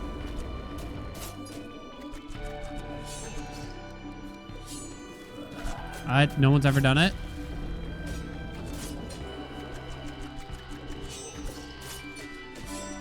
Ah! Holy shit, it's hard. Hey, that's my airship. Oh shit, we're going airshipping. Oh no, the game froze again. Cheez-Its are gross. Cheez-Its are nasty. You're nasty. You're gross. Cheez-Its are delicious, salty, cheesy, snacky snack. I won't here for it. I won't here for it. I won't here for it. Dink! Get your ass back in here. How do you play this game? What's the button? Okay, that's the teleport button. Oh, I don't like it. Oh, I don't like it. Ah! It's freaking out. It's freaking out. Okay. So you're fighting like the old bosses or something again, basically. Oh my god. I've been at 1 health for a while now. No one's ever done it. It's gonna be a world first here. I don't remember what you'd be doing. Okay, that's fine.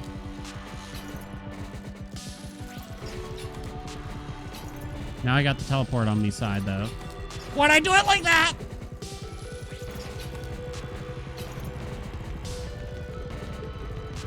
Okay. I'm good, I'm good, I'm good, I'm good. Oh my god.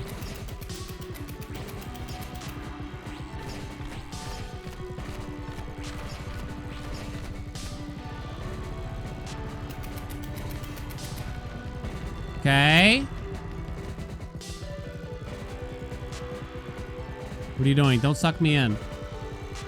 Whoa, whoa, whoa, whoa, I can't do anything! Dink!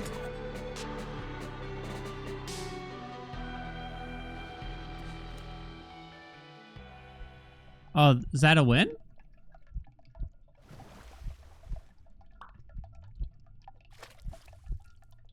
It was a mandatory cutscene, I guess you could say.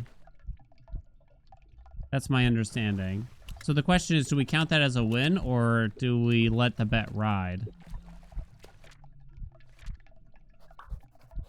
Hey, Eco, sorry to see you got gobbled up in there. But don't you worry, Snoot and I are on our way to get you out of there. Just hold tight, Gray Bird. Not when I die. I did not die. Thanks, Gray Bird, but I think it's too late. You should run off before you and Snoot end up in here too. Thanks for being here for me when I needed you to. And to think I was so close to being a hero. Chat. That was quick. Come on, Eco, you can't give up that easily. You just wait there and Snoot and I will kill Gutghoul and get you out of here. Alright. Oh shit, they're coming. Never hated Snoot? I still hate Snoot. He's a piece of shit. Sorry, Eco. We tried our best, but the beast is just too strong. I'm sorry we weren't able to save you. Oh, they got swallowed too. I can't believe this is the end. You know, since there are last few moments, I have a confession I want to make. I didn't really slay thousands of beasts like I said I did. In fact, I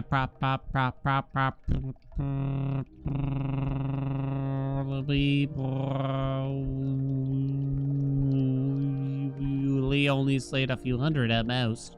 And that's not all. My dad isn't really a lawyer. He's an orthodontist. I just made it up because I wanted you guys to think I was cool. And before we die, I have one last thing to say. Eco, even though everyone else thinks you don't have what it takes to save the world, I actually think you're pretty tough. Maybe you could teach me a thing or two to your old buddy Snoot, huh? Fuck you, Snoot. Come on, you guys. Come on, you two. We can't give up now. Eco, you're the bravest warrior I know. You always can figure something out, even when things get really hard. And Snoot, well, you have more confidence than any other warrior I know. Even if that makes you seem like a bit of a jerk sometimes. If we work together, I'm sure we can make it out of here.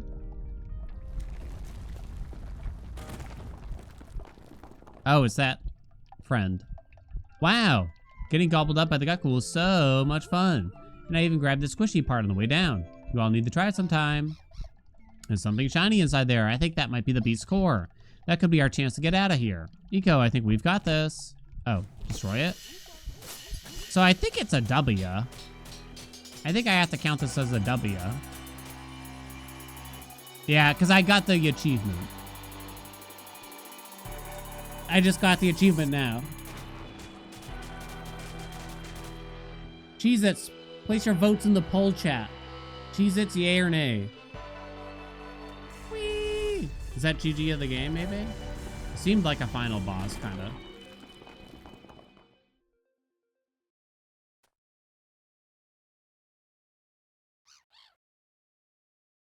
Eco, you did it. Come on, wake up.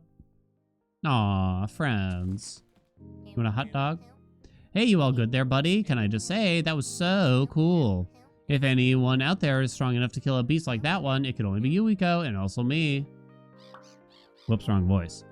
I knew you could do it, Eco. I can already feel the air on the island starting to change. With the islands back together again and the great beast defeated, I think things will look really different here someday. It might take a while for the nature to return and get any other beasts under control, but I think we all have the time we need now. Yay! Delicious cheesy cheese. Aha! 69%. Correct. Scrapbook? Night out in Spirit's Landing. Aww. So different photos along with the letters that they sent us, I'm guessing. Many years ago, a brave warrior named Eco slayed the 3 great beasts, freeing this island from the reign of terror. Until next time, Eco.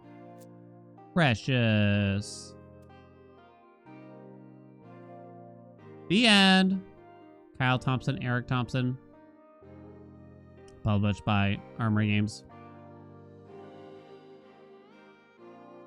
I gotta... What's the name of their next game? Something well? That was a cute, fun game, right? I could definitely recommend that one. What's this? What's the 60? I think I might take a break and rest here for a bit. Being a warrior is hard work. There's a lot to do here. Speaking of which, I found this gate. If you ever figure out what's behind it, let me know. 60 upgrade tokens. Oh, so you have to get that many. How do I look at upgrade tokens? Can I look at upgrade tokens? I have 50, so I would need 10 more, but yet we're 95% complete. Which is quite a bit. I don't think we're going to do the optional stuff, honestly. It was a fun game, but it just doesn't seem necessary. Good pick. Good pick, colors. Well done, chat. Proud of you. Knock another one out.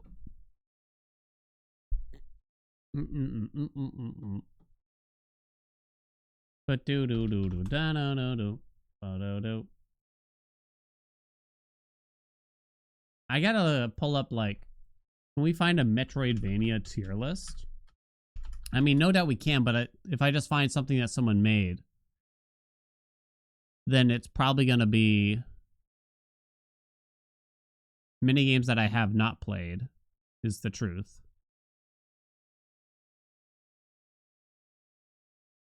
Holy shit, there is a lot of them here.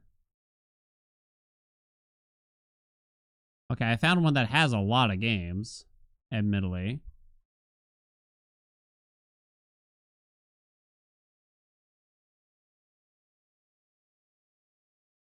Do do do do bow.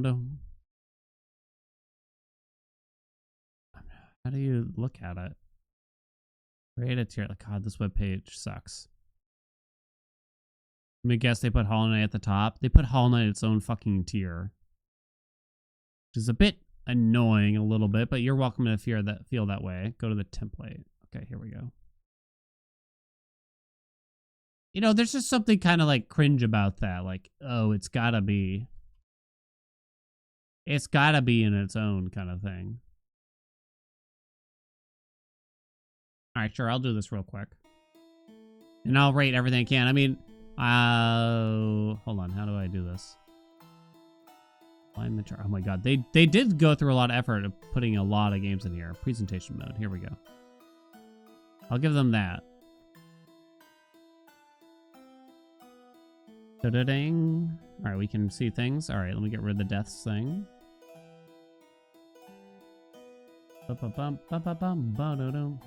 Hi, YouTube. I doubt I'll put this on YouTube, but I guess I'll consider it.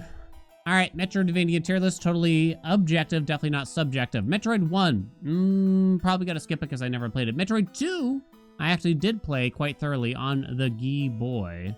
The G-Boy. It's a very good game, I have to admit. It's a very strong game. But it's held back by the Game Boy, as you can imagine. It was quite strong for the time when it came out. But playing it now, if you played the original, I believe there's like a couple of remakes out there, right? I don't know. I think it gets an extra point for just being good for it at the time. Super Metroid is obviously one of the GOATs. One of the very old GOATs. I think it still holds up quite well today. I've heard otherwise, though, for people that played it for the first time in recent years, though. But honestly, I think it just, not many things hold a candle to it, honestly. It is so good, despite being, what, 30 years old plus right now? That would be my guess. Metroid Fusion is the Game Boy Advance one, or at least one of them. Very good. I think it belongs in B. I never found it as good as the next one, which was also a Game Boy Advance game, which is Zero Mission. Zero Mission just felt a bit more cohesive. It's kind of meant to be a remake of the original, in a sense, you know what I mean? But there's some added things going on there, and I don't know, it just feels much better, I think. It's still not the same. For some reason, it doesn't feel the same as like Super Metroid, but I'm not even sure why, honestly. I never played Other M. I did play Samus Returns. I don't know if I'm capable of rating it, though, because I have no memory of it. Maybe that just means it automatic. I remember finishing it, but I have no memory of it. It is a remake of this one, so which is weird, right? So maybe it feels weird to put it there, but I think that's just how I generally feel about it, honestly. Metroid Dread, I did like it. I don't really have particular issues with it, but for some reason, I don't really feel like it stands out that much above the rest here. But it was a great revisit to the 2D one. It's generally a good recommend, I think, at the same time. Now, Metroid Prime did something very unique for itself. It did it very well. It was very nice for, particularly when it came out. I'm not certain how it's aged, honestly, though. I'm not really sure. But it was just a great idea, and it was executed very, very well for the time of, with a 3D Metroidvania, which probably wasn't really easy to do, honestly. Echoes, I don't remember it well, but I'm going to guess it belongs in B. I remember it being fine, though. I did play Hunters for the DS, and I didn't like it at all. I'm skipping all the ones I haven't played, which is basically going to be all this. Okay, now here comes some of the big dick ones, honestly. Symphony of the Night. Symphony of the Night, baby. Oh my god. Oh my god. It might remain at the double S for all time, honestly. Fujita, what's up? Thank you so much for the 39 months. It's just, it kind of reinvented Castlevania. I mean, it kind of took what they did with previous Castlevanias, but they gave you the big open world map, and they gave you these RPG characteristics and lots of collectibles. And one of the craziest things about it that you didn't see in a lot of games at the time is, like, every weapon was unique. You could find hundreds of different weapons. They each had a unique moveset. Kinda, at least sort of, kind of, you know what I mean? But there was lots of, like, crazy unique things, and it was just fascinating, even as a kid, to find out that the entire map was only half of the game, if that. Step one. Step two, that, you know, there were these low drop rate, super crazy weapons that you could find just on chance. It was really cool, honestly. One of the biggest things discovered as a kid, I think I would say. Circle of the Moon, I do remember this one. I know a lot of people love it. I don't have as much fond memories of it because it's almost like an older school Castlevania game. But I did play it. That's a Game Boy Advance title. I mean, I don't like it as much as the other ones, honestly. Okay, so I liked pretty much all of the other Castlevania titles that came out for the Game Boy Advance and the DS and the 3DS. But I'm going to be honest. They were all extremely similar to one another, with lots of reused assets and mechanics and things like that. And I actually cannot remember the differences between them. Like, based on just the names that are shown in front of us, I cannot remember which one's which. I just remember I liked them, and I liked them all, to be honest. I liked them all quite a bit. I replayed several of them, even though they are very similar. I mean, it was like borderline Pokemon, not even Pokemon-esque, really, or maybe more like Mega Man-esque, where you just kind of get the same format, but like some different bosses and levels. It did feel a little bit that way, right? But they were all so good at the same time. But at the same time, they were all so good. I mean,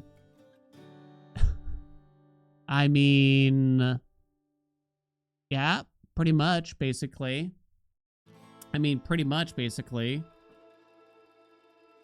I think so. I don't know if any of them really belongs in S tier at that rate, though. I'll be honest. Bloodstained, which was the guy Iga, right? I believe that's his name.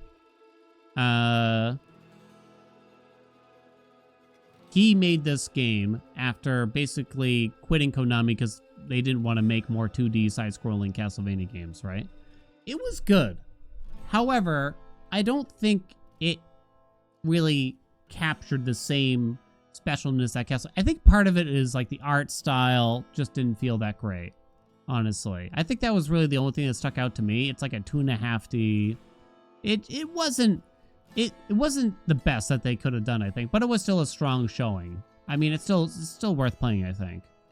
Classic series, popular series, it's saying now for some reason, which is a bit confusing to me, but I'll take it. Oh, okay. They've tried to separate them to some degree, I suppose. It was a bit slow. I kind of can't recall it that well, but I remember not being as infatuated with it. AM2R, Return of Samus. I played it, but I don't remember it. So therefore, I'm afraid it kind of gets an auto D just because I don't really have strong memories of it, even though I know I did play it. TBHN. Ori and the Blind Forest. Wow. That's tough. It's a classic game. It hasn't aged as well as some others. But I think it's a pretty good game that's worth playing most of the time, right? Oh, wait. Which one's which now? Will-o'-the-Wisp is 2, right?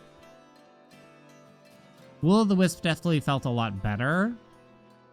I think story-wise, the Ori games did quite well. That's where it's kind of is better separated from a lot of these ones that I've already rated. Because I feel like the story is actually quite interesting on its own and can stand within its own merits. I think Ori 2 belongs a bit more, deserves a bit more recognition in particular here. I'm not really sure where, though, at the same point. Path of the Teal Lotus. Oh, we never got to try that one. Blasphemous. Okay. Blasphemous is coming up next, I suppose. Let me to zoom out a touch here already. Okay. Blasphemous. I have fond memories. I haven't replayed it in a long time. I kind of loved the creepy theming, the creepy, like, church and gory pixel art. I thought it was some of the smoothest and best looking pixel art I've seen, at the time of, at least. And I really enjoyed the first Blasphemous quite a bit. I think it belongs in A. Blasphemous 2, it didn't wow me as much. It was very much just more of the same. But for some reason, it didn't feel as unique as the first one did, which is obvious, I guess. I mean, that's just going to happen. But even, like, the challenge level didn't feel quite right to me, personally. I don't think it certainly wasn't bad, but it's probably like a B. Ender Lilies. I did play Ender Lilies. It didn't stick with me, though. It felt quite hollow in some ways. Like, there was these big, giant, open areas with not much to it. It didn't really do a whole lot for me, honestly. Yeah, I played it all the way through, and I had an okay time, but I wasn't that impressed by it. I don't think it's going to go there. Ender Magnolia, I haven't finished. Guacamelee. Oh, my gosh. Guacamelee. Goodness me. I did play Guacamelee. How much do I remember Guacamelee? Not that much. I remember thinking it was okay, is how I would put it. I'm afraid it kind of falls back in line or somewhere around Ender Lilies, because if I'm not remembering it very well, that it couldn't have been that important to me, honestly. I didn't play the second one, though. Okay, now, oopsie. So here's the big one, right?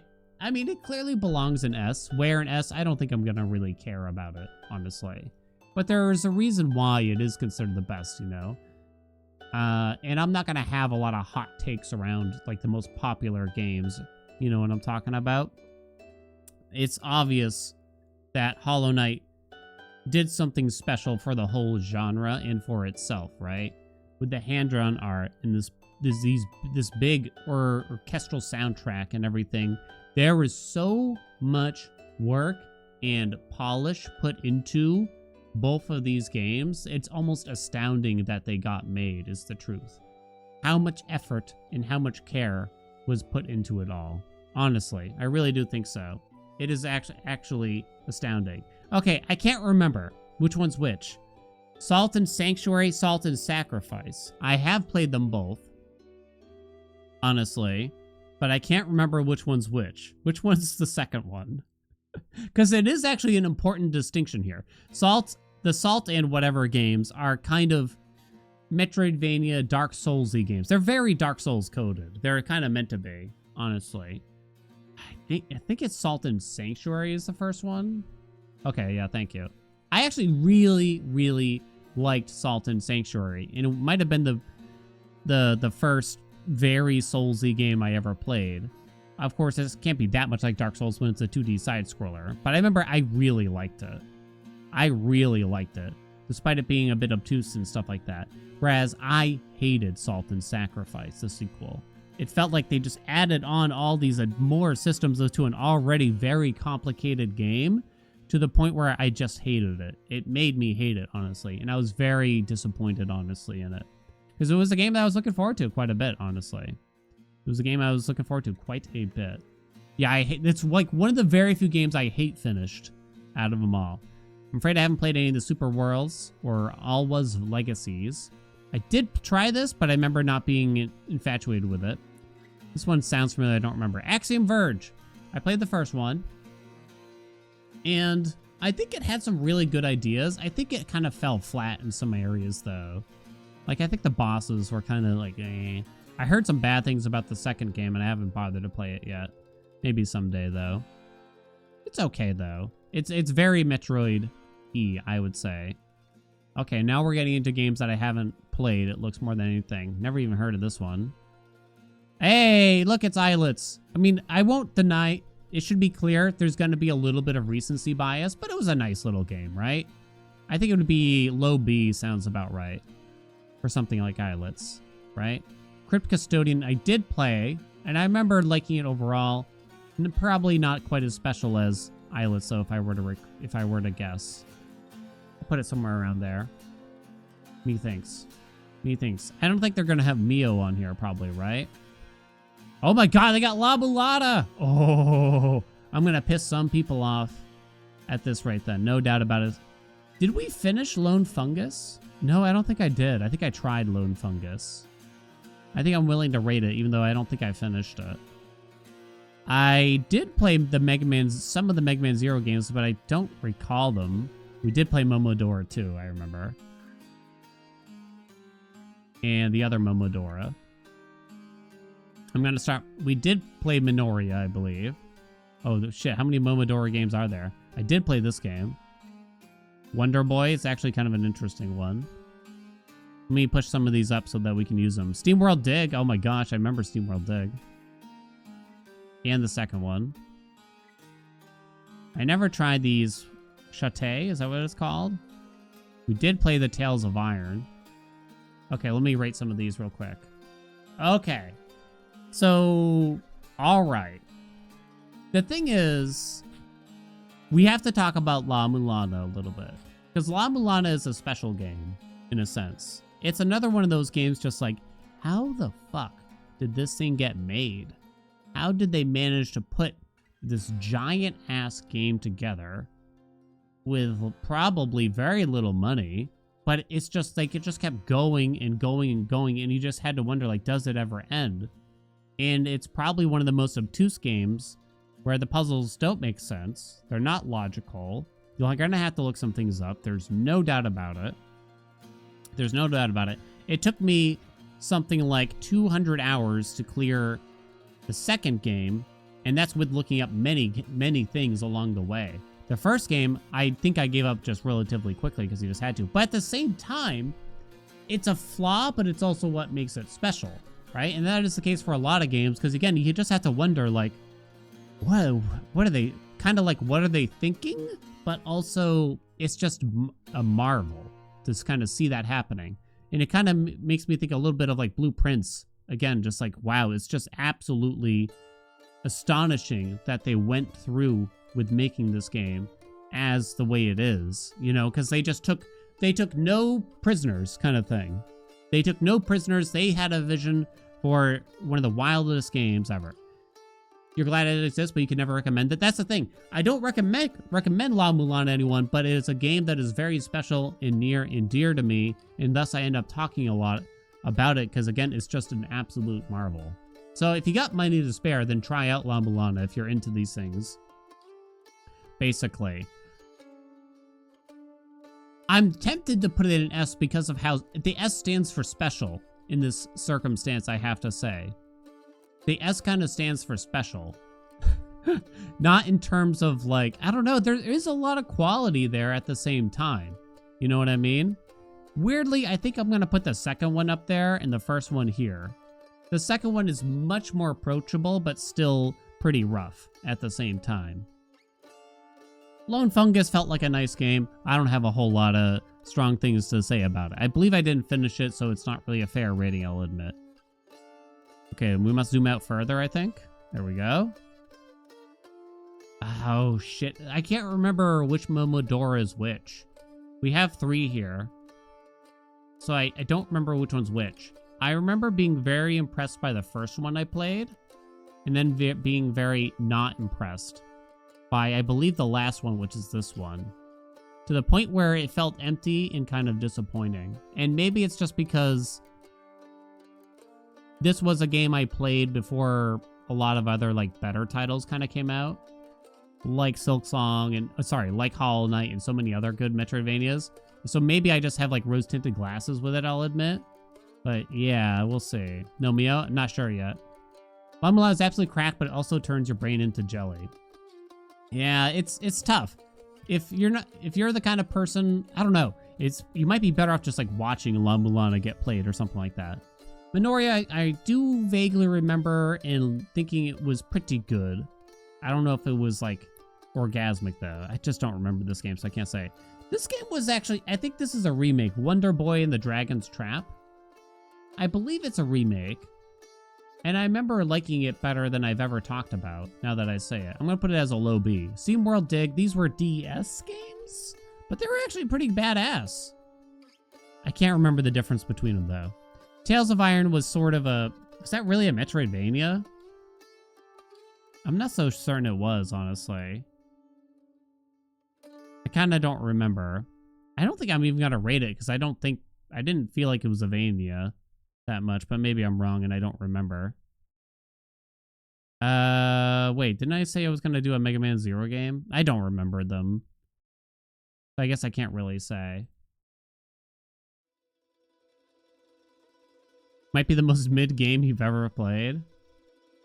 Okay, I have to pick out more to put back towards the top here. Animal Well, I never finished, so I think it's not fair for me to rate it. Oh, Cave Story. So, I did play Monster Sanctuary. I guess it is a Vania, but it's kind of loosely. 9 Souls. That's going to be a big one. Prince of Persia Lost Crown. Owlboy, I do remember quite well. Tunic's on here. I'm kind of surprised that Tunic would fall into this category. I can kind of see it. Oh my god, I do remember. I actually just pointed this game out not long ago. I do remember that. That is very indie, if I remember correctly. Okay, let's talk about some of these, shall we? Okay, first, Prince of Persia Lost Crown. We played through it a bunch of times. I think it's actually a really good addition to the genre. I think it's actually quite strong, honestly, and is 100% worth playing if you're into these games. Does it really belong like above or below some of these? I mean, it's close enough. It's really good. Now, Cave Story is a classic. Cave Story is 100% a classic. However, it might not have aged as well as some other games, if I recall correctly. This is like a... this was like a shareware game that you could play for free. That was the crazy part. That was the crazy part about it, if you played this game like 20 years ago when it was first available. It is very much... It's a relic from the time when it was made, and it kind of deserves a higher rating because of... Like, it was a passion project that people could just share and play for free, and that's sort of what made it earn its spot. You can find it on Steam and pay money for it now, and maybe for, like, the price, whatever price they may or may not charge for it, it's kind of not worth it. But I think as a piece of history, it kind of deserves to be up here, to me. That's what I think, honestly. Monster Sanctuary, it's sort of like a Pokemon-esque game. It was a nice game. I actually kind of liked it quite a bit. I think I'm going to drop it somewhere in the B's, honestly. I don't know where, though. I thought it was a nice game. 9 Souls. Okay. Okay. I have some really great memories with 9 Souls. I have some not so fond memories with 9 Souls at the same time. My biggest memory is simply the very final true ending boss battle, which was just so utterly impressive. It was an astounding fight. That one boss fight may have actually pushed things just so far above the rest. Because the truth is, I don't have a lot of memory of the game prior to the true ending boss. I remember an optional boss that we actually accidentally turned on like the hard mode for, and that was really impressive. And this is just where things hit me differently from everyone else, probably. Because for some reason, I'm okay with a really hard boss that's going to take me 100 attempts in games like this. But it's totally fair if you're not that kind of person. And that tends to be what impresses me for one reason or another. When it feels like a well-designed and fair boss fight, but you just have to learn it and spend the time on it. I always really like it. But I think the combat was just incredibly well-designed in the game, nevertheless. What I don't like about it, and where it's going to blow in the bottom essay, I think, here, is that the story, it was just very much so... I think the idea for the story was actually quite interesting, and I wanted to know about it. But I hated having to go through paragraphs and paragraphs of useless dialogue to get what felt like nowhere. Why use so many words to say so little? It was so frustrating to honestly watch, I gotta say. It was honestly really frustrating to kind of see, like, like they borderline ruined the story, honestly. Aloe Boy, nice little pixel art, side scroller, some really cool sections in it. It's a nice game. That's all I really remember about it. Ah, Tunic. Tunic. Would you call Tunic a Metroidvania, y'all? For those of you that are aware of it, it's very Zelda-esque. You know what I mean? It does have, like, ability gating. Like, you can't get to certain parts without getting specific abilities and stuff like that. So maybe that's the bottom line at the end of the day. Tunic was crazy special. Again, the S stands for special, maybe. It's a stretch a little bit. Yeah, I'm going to allow it, I guess, but I don't really feel like it belongs in the category 100%. It is a crazy special game, and it's worth discussing here, 100%. At least, even if it doesn't really belong. It is just another example of just, you can't really believe that the devs went through with some of the ideas that they had there, because it was just crazy. It was wild. What unfolds from playing Tunic will honestly shock and surprise you, and I can't really talk about it more than that, because it will only spoil the game for those that haven't played it. To me, it does belong up here. You know, if we're just talking about quality of game or something like that. I remember this game. It was weird. It was like a super indie game that probably no one else has played, but it was okay. I remember. It deserves a little bit of credit, maybe. I remember liking it better than many other games that I think I've already rated here, surprisingly. I believe. Okay, now we gotta pick out some more games here that I have played at least. What else we got? Robot Named Fight. We never got very far there. I remember trying it, but that was about it. Red Adventure. Oh, Blue Fire. I never finished it. I don't think I can rate it. Sounds familiar, but I don't remember. Constance is one of them. Cookie Cutter's one of them. And I'm not going to have good things to say about it. TBHing. I wish there was a way to get rid of games I haven't played. Oh my god, we're only in the D's, I just realized. Holy shit. That is crazy, actually. Okay, we'll just gonna have to start doing it one at a time. It's the only way. Constance is a recent title. And I think they had some really cool ideas in Constance, and some of the art is really good. And I think the game presents itself well as a first impression, but it kind of wears off kind of quickly. Like, the main character's animations look and feel like super smooth and stuff like that. But it feels like they just didn't have like the time and probably the funds, realistically, to really flesh it all out and make everything look and feel as strong, I think.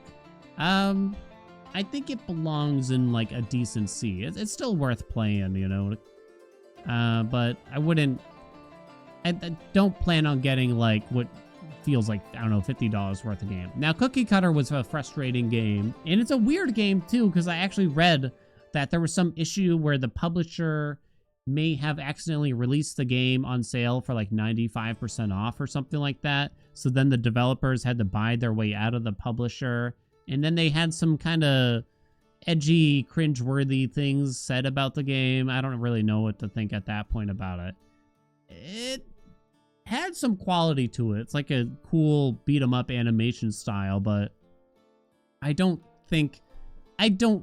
looking back on it, it's up there as possibly one of the least worthwhile to play games on this entire list for me. I really think. It just was not worth playing. It didn't piss me off like Salt and Sacrifice did, but it's just not really worth playing. I think these two are the ones that are 100% not worth playing in my eyes out of everything. That's the way I'm looking at it. The Mummy Demastered. Okay, what else we got here? I don't think I'm going to be able to find that many more games, I'm going to guess. So then they started going alphabetical after they got through the popular ones, it seems to me.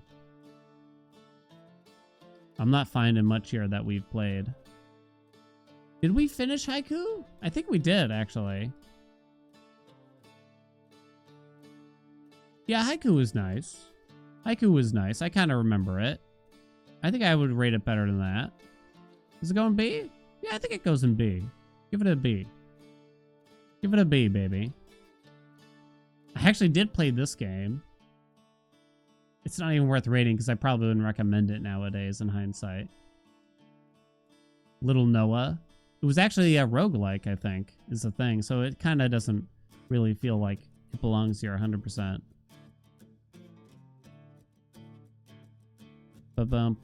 Mini Shoot Adventures. I didn't finish it, so I guess I'm not going to rate it. This one's on my list to potentially play. Pipistrello. I've heard really good things about that.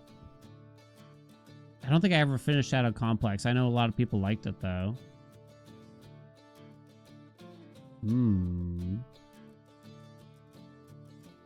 Trying to find something else I've played. Oh, we're already in the T's? Oh, okay. Maybe it isn't going to take that long. Unsighted? Not a Metroidvania. Like, not even close. This is the last one. I think that's the last one for me. Sundered? It sounds familiar, but I don't remember it. I don't think I remember it. UFO 50 be on here? Yeah, it's kind of strange, right? Isn't Pipistrello top-down? I don't know. Didn't I play Iconoclast? No, I don't think so. Doesn't sound familiar. Unsighted. I don't think it's really a Metroidvania. So if you're looking for a Metroidvania, I don't think I'd recommend it for that purpose. But in terms of being a interesting game in total, I thought it was a really well-told story. And it's extremely unique. And it does kind of fall into a category like, wow, I can't believe the devs went through with how they decided to present this game. Because the entire game is sort of timed, in a sense. Which is kind of crazy to me. Because there's lots of things that can and cannot happen based on how quickly or not quickly you do things. You know, it's not necessarily always a bad thing if you take a long time to do things. But it is fascinating, I will say. It's a good game. I think it definitely belongs in A. Like, it's kind of up here as a really good experience, I think, overall, in terms of a game. But it's not a Metroidvania, I feel. Unsighted was interesting, yeah. Mio Memories in Orbit isn't on the list. Yeah, it's too recent, I think, is why. Is that the only one? Or was there... Did I already forget about... We were talking about another game, I thought, recently. Where would Mio be? Where would Mio? This is Mio, okay? This is Mio. Mio's a tough one. Because there's many straight up, to be brutally honest, rather boring segments. If I can be totally honest. There's many parts where it is essentially boring. And you're just walking back and forth from point A to point B to get some things done. When you do encounter bosses and stuff, it usually feels really nice. But I think there's just large portions of the world where you're just waiting for your character to walk across the screen. And you do actually have a lot of movement abilities, but they kind of don't give you the actual opportunities to use them well. And the true ending has its own problems where achieving it is A, obtuse, and B, just a pain in the ass. But then when you actually go and fight the bosses and stuff, it is actually fascinating. And I think it's some really good fights there. Nevertheless, it definitely is up there, I think. It's kind of a special game, and I actually really love the story behind it, I would say. I actually really like the story for it. I think Mio is a very middle B. They might even change a few things about the game post-release. I can imagine, honestly. I think so. There you go. There's my Metroidvania tier list that no one asked for. Lovely. I don't know. What do you think? What are your contentions here at chat? What are there any things that stand out that you would argue about? Is there anything that I'd want to change here. I can't remember the Castlevania games enough to really say. Metroid Dread and Prime 2 and S, you would put it? Where do I even have them? Dread's here. Prime 2 I just don't remember. It's been 20 years, so I can't recall. You know? You don't like Prime and A? It's an easy X? I don't even know what that means. Oh, S, I see. I can see that. I can see that. It's probably, that one's probably my first preference. Magnolia's S tier. Oh yeah, I never finished the Magnolia, so I can't say it. Will the Wisp is S for you? I can see that. I can see that. AM2R? Yeah, I just can't remember it. I remember playing, hold on, this is like the unofficial fan remake, right? That you had to play on emulator. I remember playing it like 18 years ago. But, well, I remember that I did play it, but I have no real strong memories of it. So I guess I can't really say. Bloodstained is A? Maybe. I wonder if I replayed it if I'd feel differently about it. You think Ori is also S? We replayed Ori a couple years ago. And I like the story again, but I think the gameplay in the first game, it didn't age as well, honestly. Guacamelee deserves better. That one, yeah. This is sort of the issue, right? When I'm rating games that I've played as many as 20 years ago. And I played through it once 20 years ago. It's just like, all I remember is the feeling it gave me, generally, at the end of the day, mostly. Like, I don't actually remember the details about it. I just remember the vibe I got. And I thought Guacamelee was cool. Well, Guacamelee is sort of a beat 'em up, right? Where you had to get combos and stuff. I'll admit I have a very weak spot in a bad way for beat 'em up types where you're expected to do combos and you're supposed to execute sort of 2D fighting style button combinations. I hate it. I just can't stand it. I can't stand the Street Fighter stuff. I don't want to learn it. 100% of the time. Axiom Verge 2 is pretty solid. It gets a bad rap. You don't understand it. Gotcha. Arisaro and Donisaro and S as well. So, Donisaro, is that the first DS one? I kind of remember that one, where you had to draw the symbols on the DS. The problem with that is it probably hasn't aged well now, right? I think the GBA games might have aged better than the DS games. Because, I don't know, I think the art just, like, looked better and everything. I could imagine. I remember going back and playing some of the GBA games after already playing the DS games years later. Because I think I just liked them a little bit better. You thought Monster Sanctuary and Monster Train were like the same game? Oh, interesting. Dawn was considered on the same level as Symphony of the Night. Wish Bo was here. Bo is on the list, but I haven't played it. I have not played. So what's the #1 voted thing here for me to play? Aliens Infestation? From y'all. What would you say? What's like the biggest title that I haven't played? The Fall? I don't think I know The Fall. Though. Is The Fall on here? Oh, it'd probably be under F, right?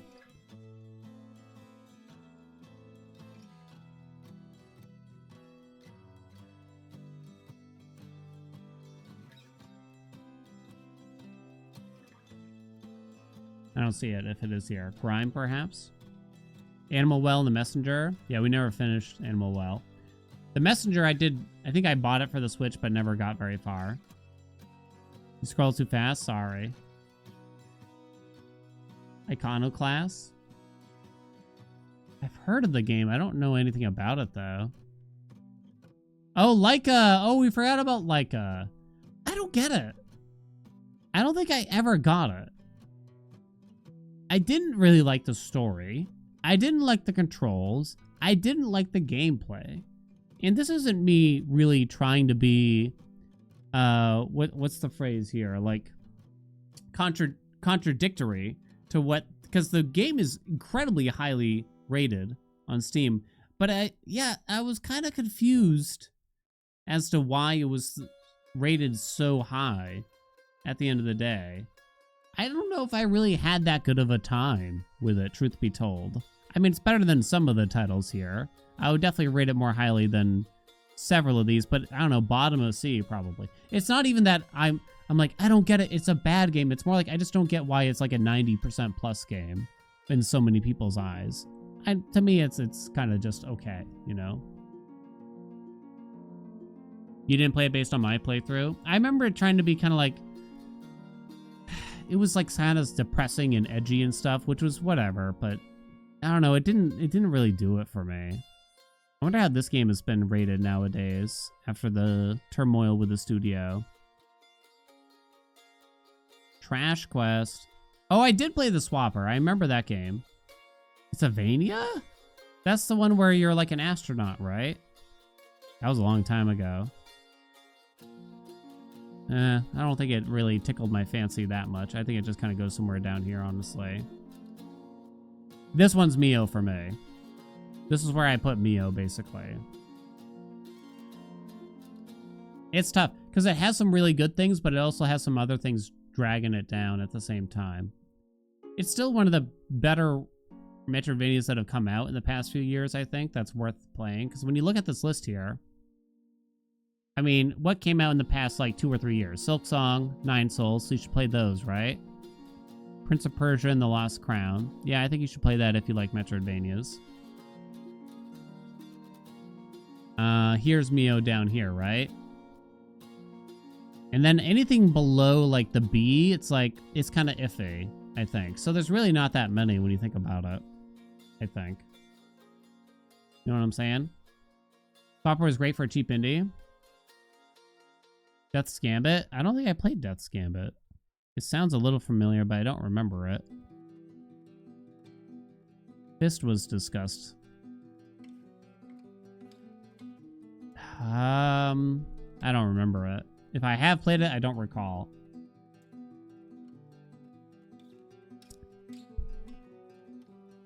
Axiom Emergency. Yeah, I mean, it was okay.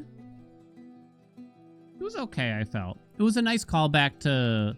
You know what? The music really caught me in Axiom Verge. I'll give it that much. But I think, like, the bottom line is... I mean, I could probably sit here and swap around a handful of games, but at the end of the day, I'd probably recommend a lot of these games before I'd recommend Axiom Verge, personally. I guess that's all it is. Like, this is sort of the order in which I'd recommend people sort of play the games, you know? There's some outliers here, like La Mulana has a big asterisk on it. All right, that's enough of that. We got 90 minutes to try out a new Vania. A new one, chat. A new one. And another.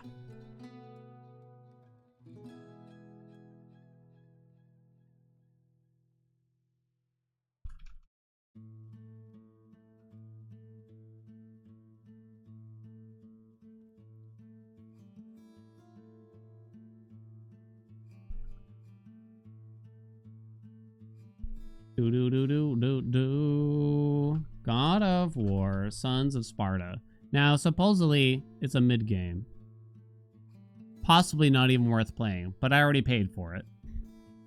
Therefore, we have to at least try it out.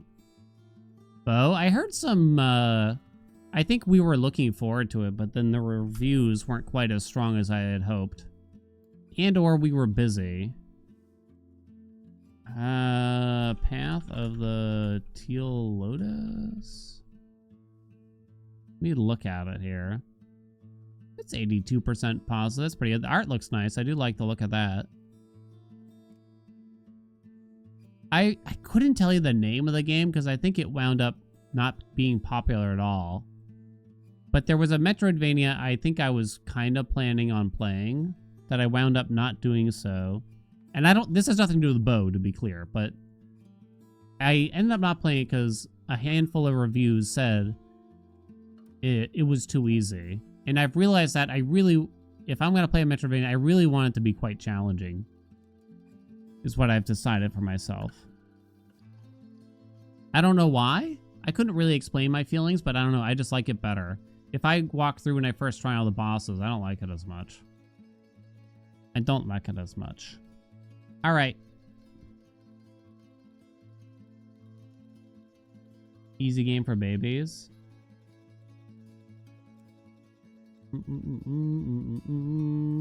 Boys are back in town.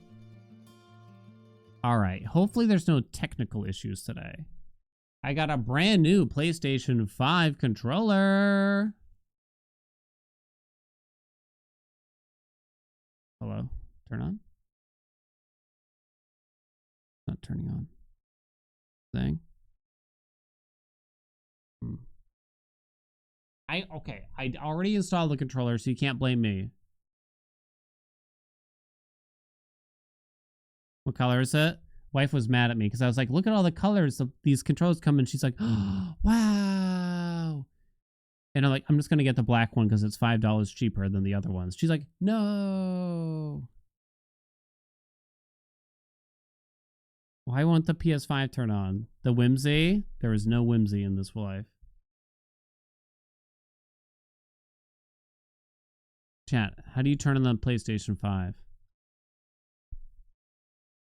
I'm hitting the PlayStation button and nothing's happening.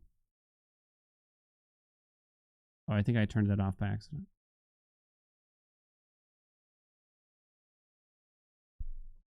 What's wrong with it? It's not my fault. Oh, it's lit up. Maybe I am turning it on without realizing it? Then what's the problem here? Capture card on. Okay.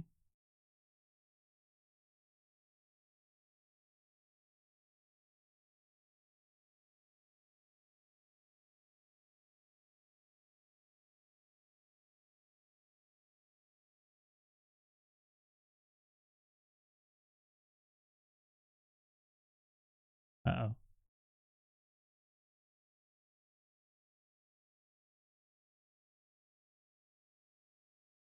That doesn't look right. Does that look right, Zhang? Why is chat so small? It's like being laggy for some reason.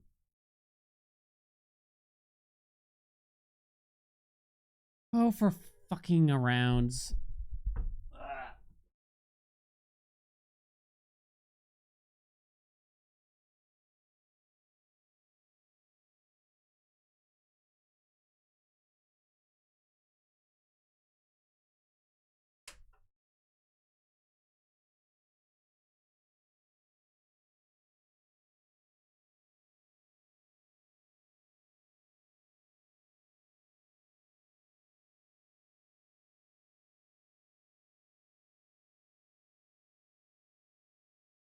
Change my hat.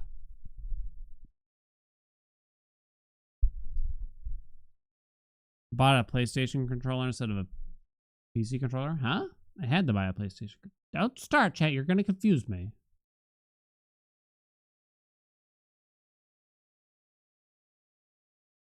No, don't be weird. Ah, there we go. I don't know what the issue was. Controller's not working. Why is it gotta be like this?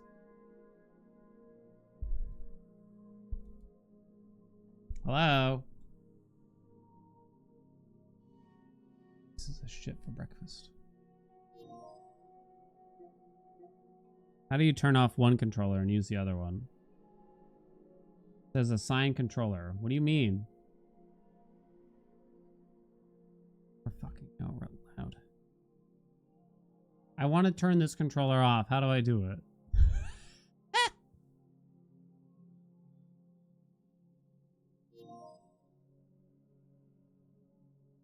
Nothing's working. Who's using this controller? Oh my god. Being so stupid.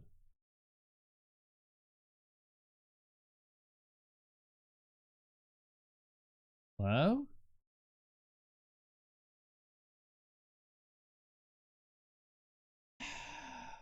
It's not my fault. I think it like froze. I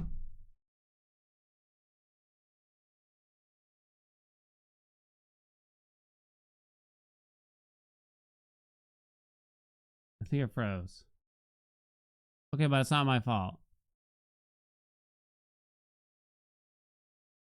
What do you want? Nothing's happening.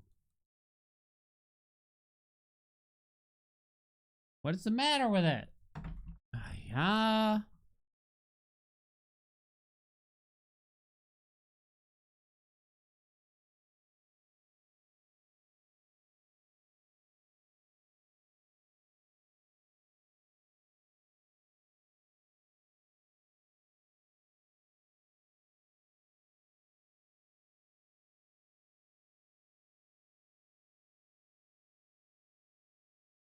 I'm hitting buttons on it now. It's not, nothing's happening.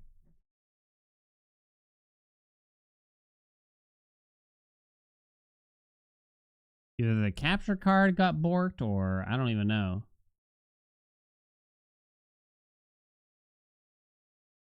No, but the audio was working fine. Okay, hold on. Maybe it's the capture card. It's not the PlayStation. Try reloading it. Okay. The controllers have been turned off. We try turning one on. I'm totally gonna fix it. Why isn't it showing up though?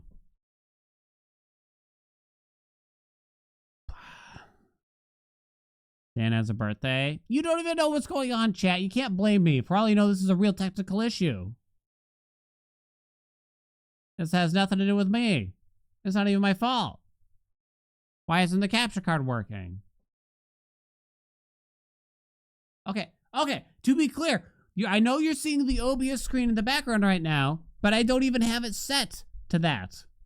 I have it set to the capture card, but for some reason there's an issue with it.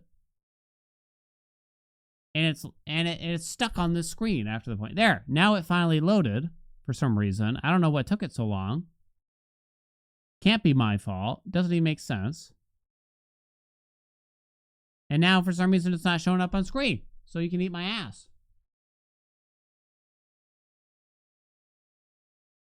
The PlayStation 5's on. I guess I have to try unplugging the capture card again and replugging it back down.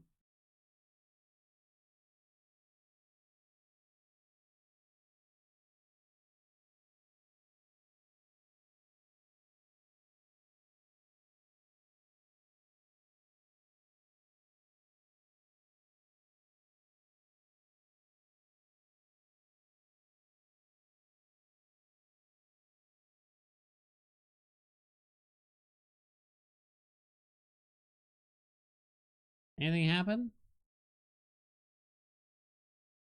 Shit. Damn cocksucking. Ah. Of course, it worked fine this morning before stream. It worked fine this morning before stream, by the way. I was having no issues. Okay. I'd like to play some video games, please.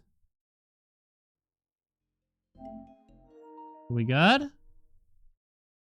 I didn't, just to be clear, I didn't do anything there. Like nothing, I didn't change anything.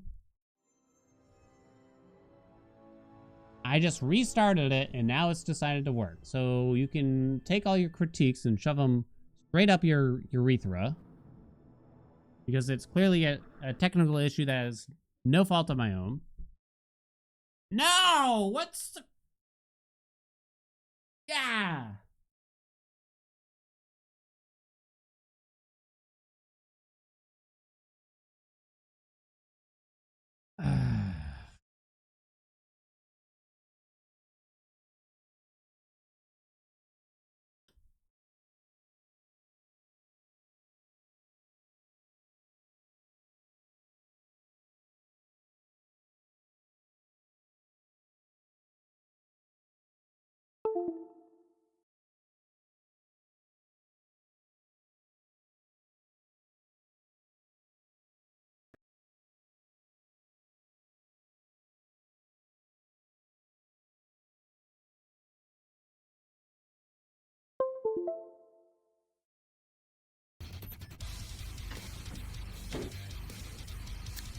Stop it!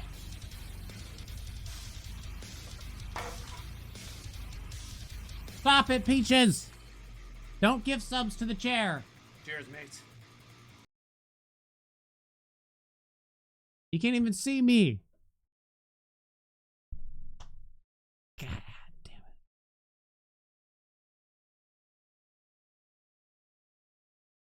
This isn't good. Oh God. That don't look right. I've tried swapping the cables. Is it possible my new cable is not 3.0 like it claims? So one way to find out. Peaches, thank you so much for the 10 gift subs. Good brightness.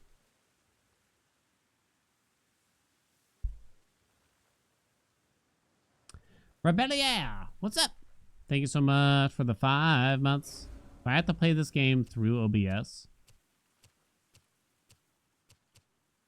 I mean, I looked at the reviews. There was 4,500 reviews, and they said it worked for 3.1 just fine. USB 3.0 just fine. And now I've swapped the cables so that it's connected to the webcam. Now. Come up with more impertinence to spout at me. Can we go back to the chair? No, you cannot go back to the chair. You can eat my butthole. Okay, so it seems like it freezes when I try to put the game on my monitor, which I've never encountered. Why is that happening? Any knowledge havers? Peaches? Is it gonna freeze? Not freezing. This worked this morning, if I may remind you. This 100% worked this morning. Well, it didn't freeze at least this time. At least we have that. At least we got that going. Well.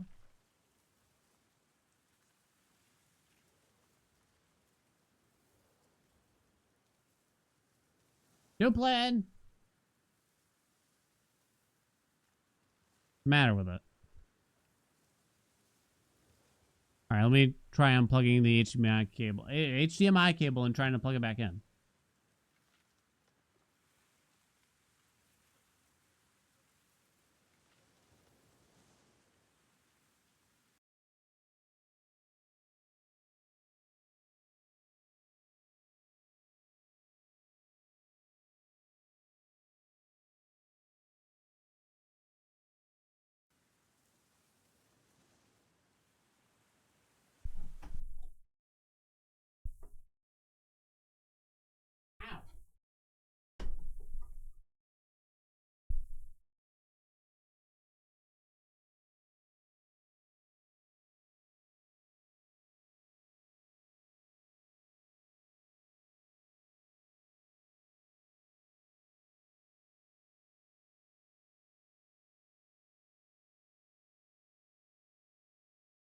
Okay. It froze again.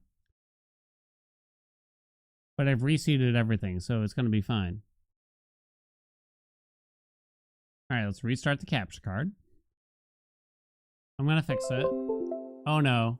USB. I didn't do anything. What do you mean it's not recognized? Why are you warning me? It was concerning that it doesn't even make the noise. Oh no, what happened to it? It doesn't even make the noise when I disconnect it. What's the deal with that, chat?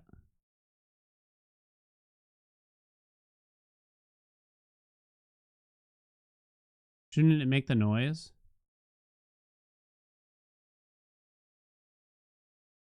All right, how do I find the list of USB devices?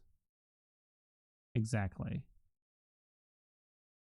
It's an official It's not the controller that's the issue. It's the what they call a capture card that allows me to like stream console footage. Yeah, I tried a different port and I tried a different cable already.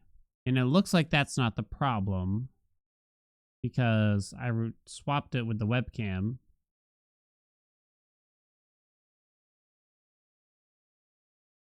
For fuck's sakes. This is bullshit. I don't know why I became a streamer. Shut up, Elgato. Suck my nut.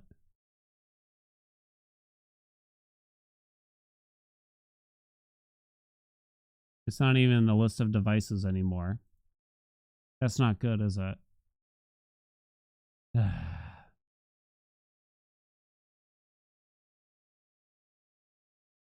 That's not good, chat.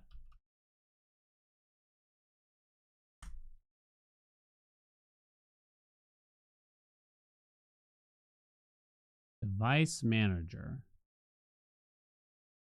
I'm going to device manager chat as we speak.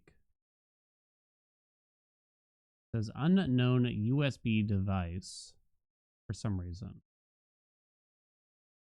Oh, can you like update the driver? Has this ever worked for anyone? It says the best drivers have been installed already. Has that ever done anything?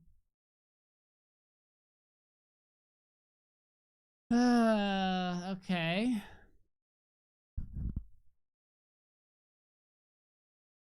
Death to Kronos.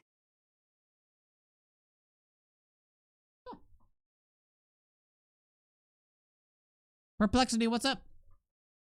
Thank you so much for the egg, egg, egg, egg, egg, months.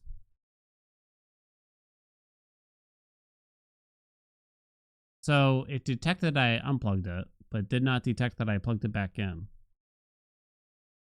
That's not good, I assume. Oh, wait. It is on the list now this time.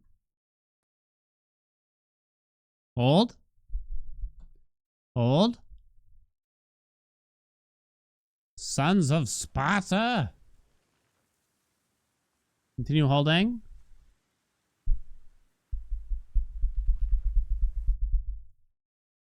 Oh, it froze.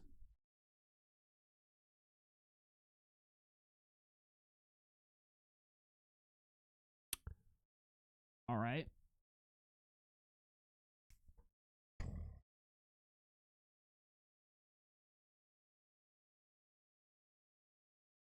I want to state, this is the last time I'm going to state this, but I want to state for the record that I had this working perfectly fine this morning.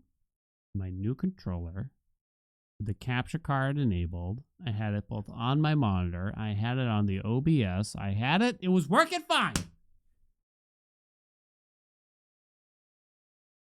But of course, once the stream starts, they make a fool of me. All right, I guess I'm going to try to restart stream. Or restart the computer.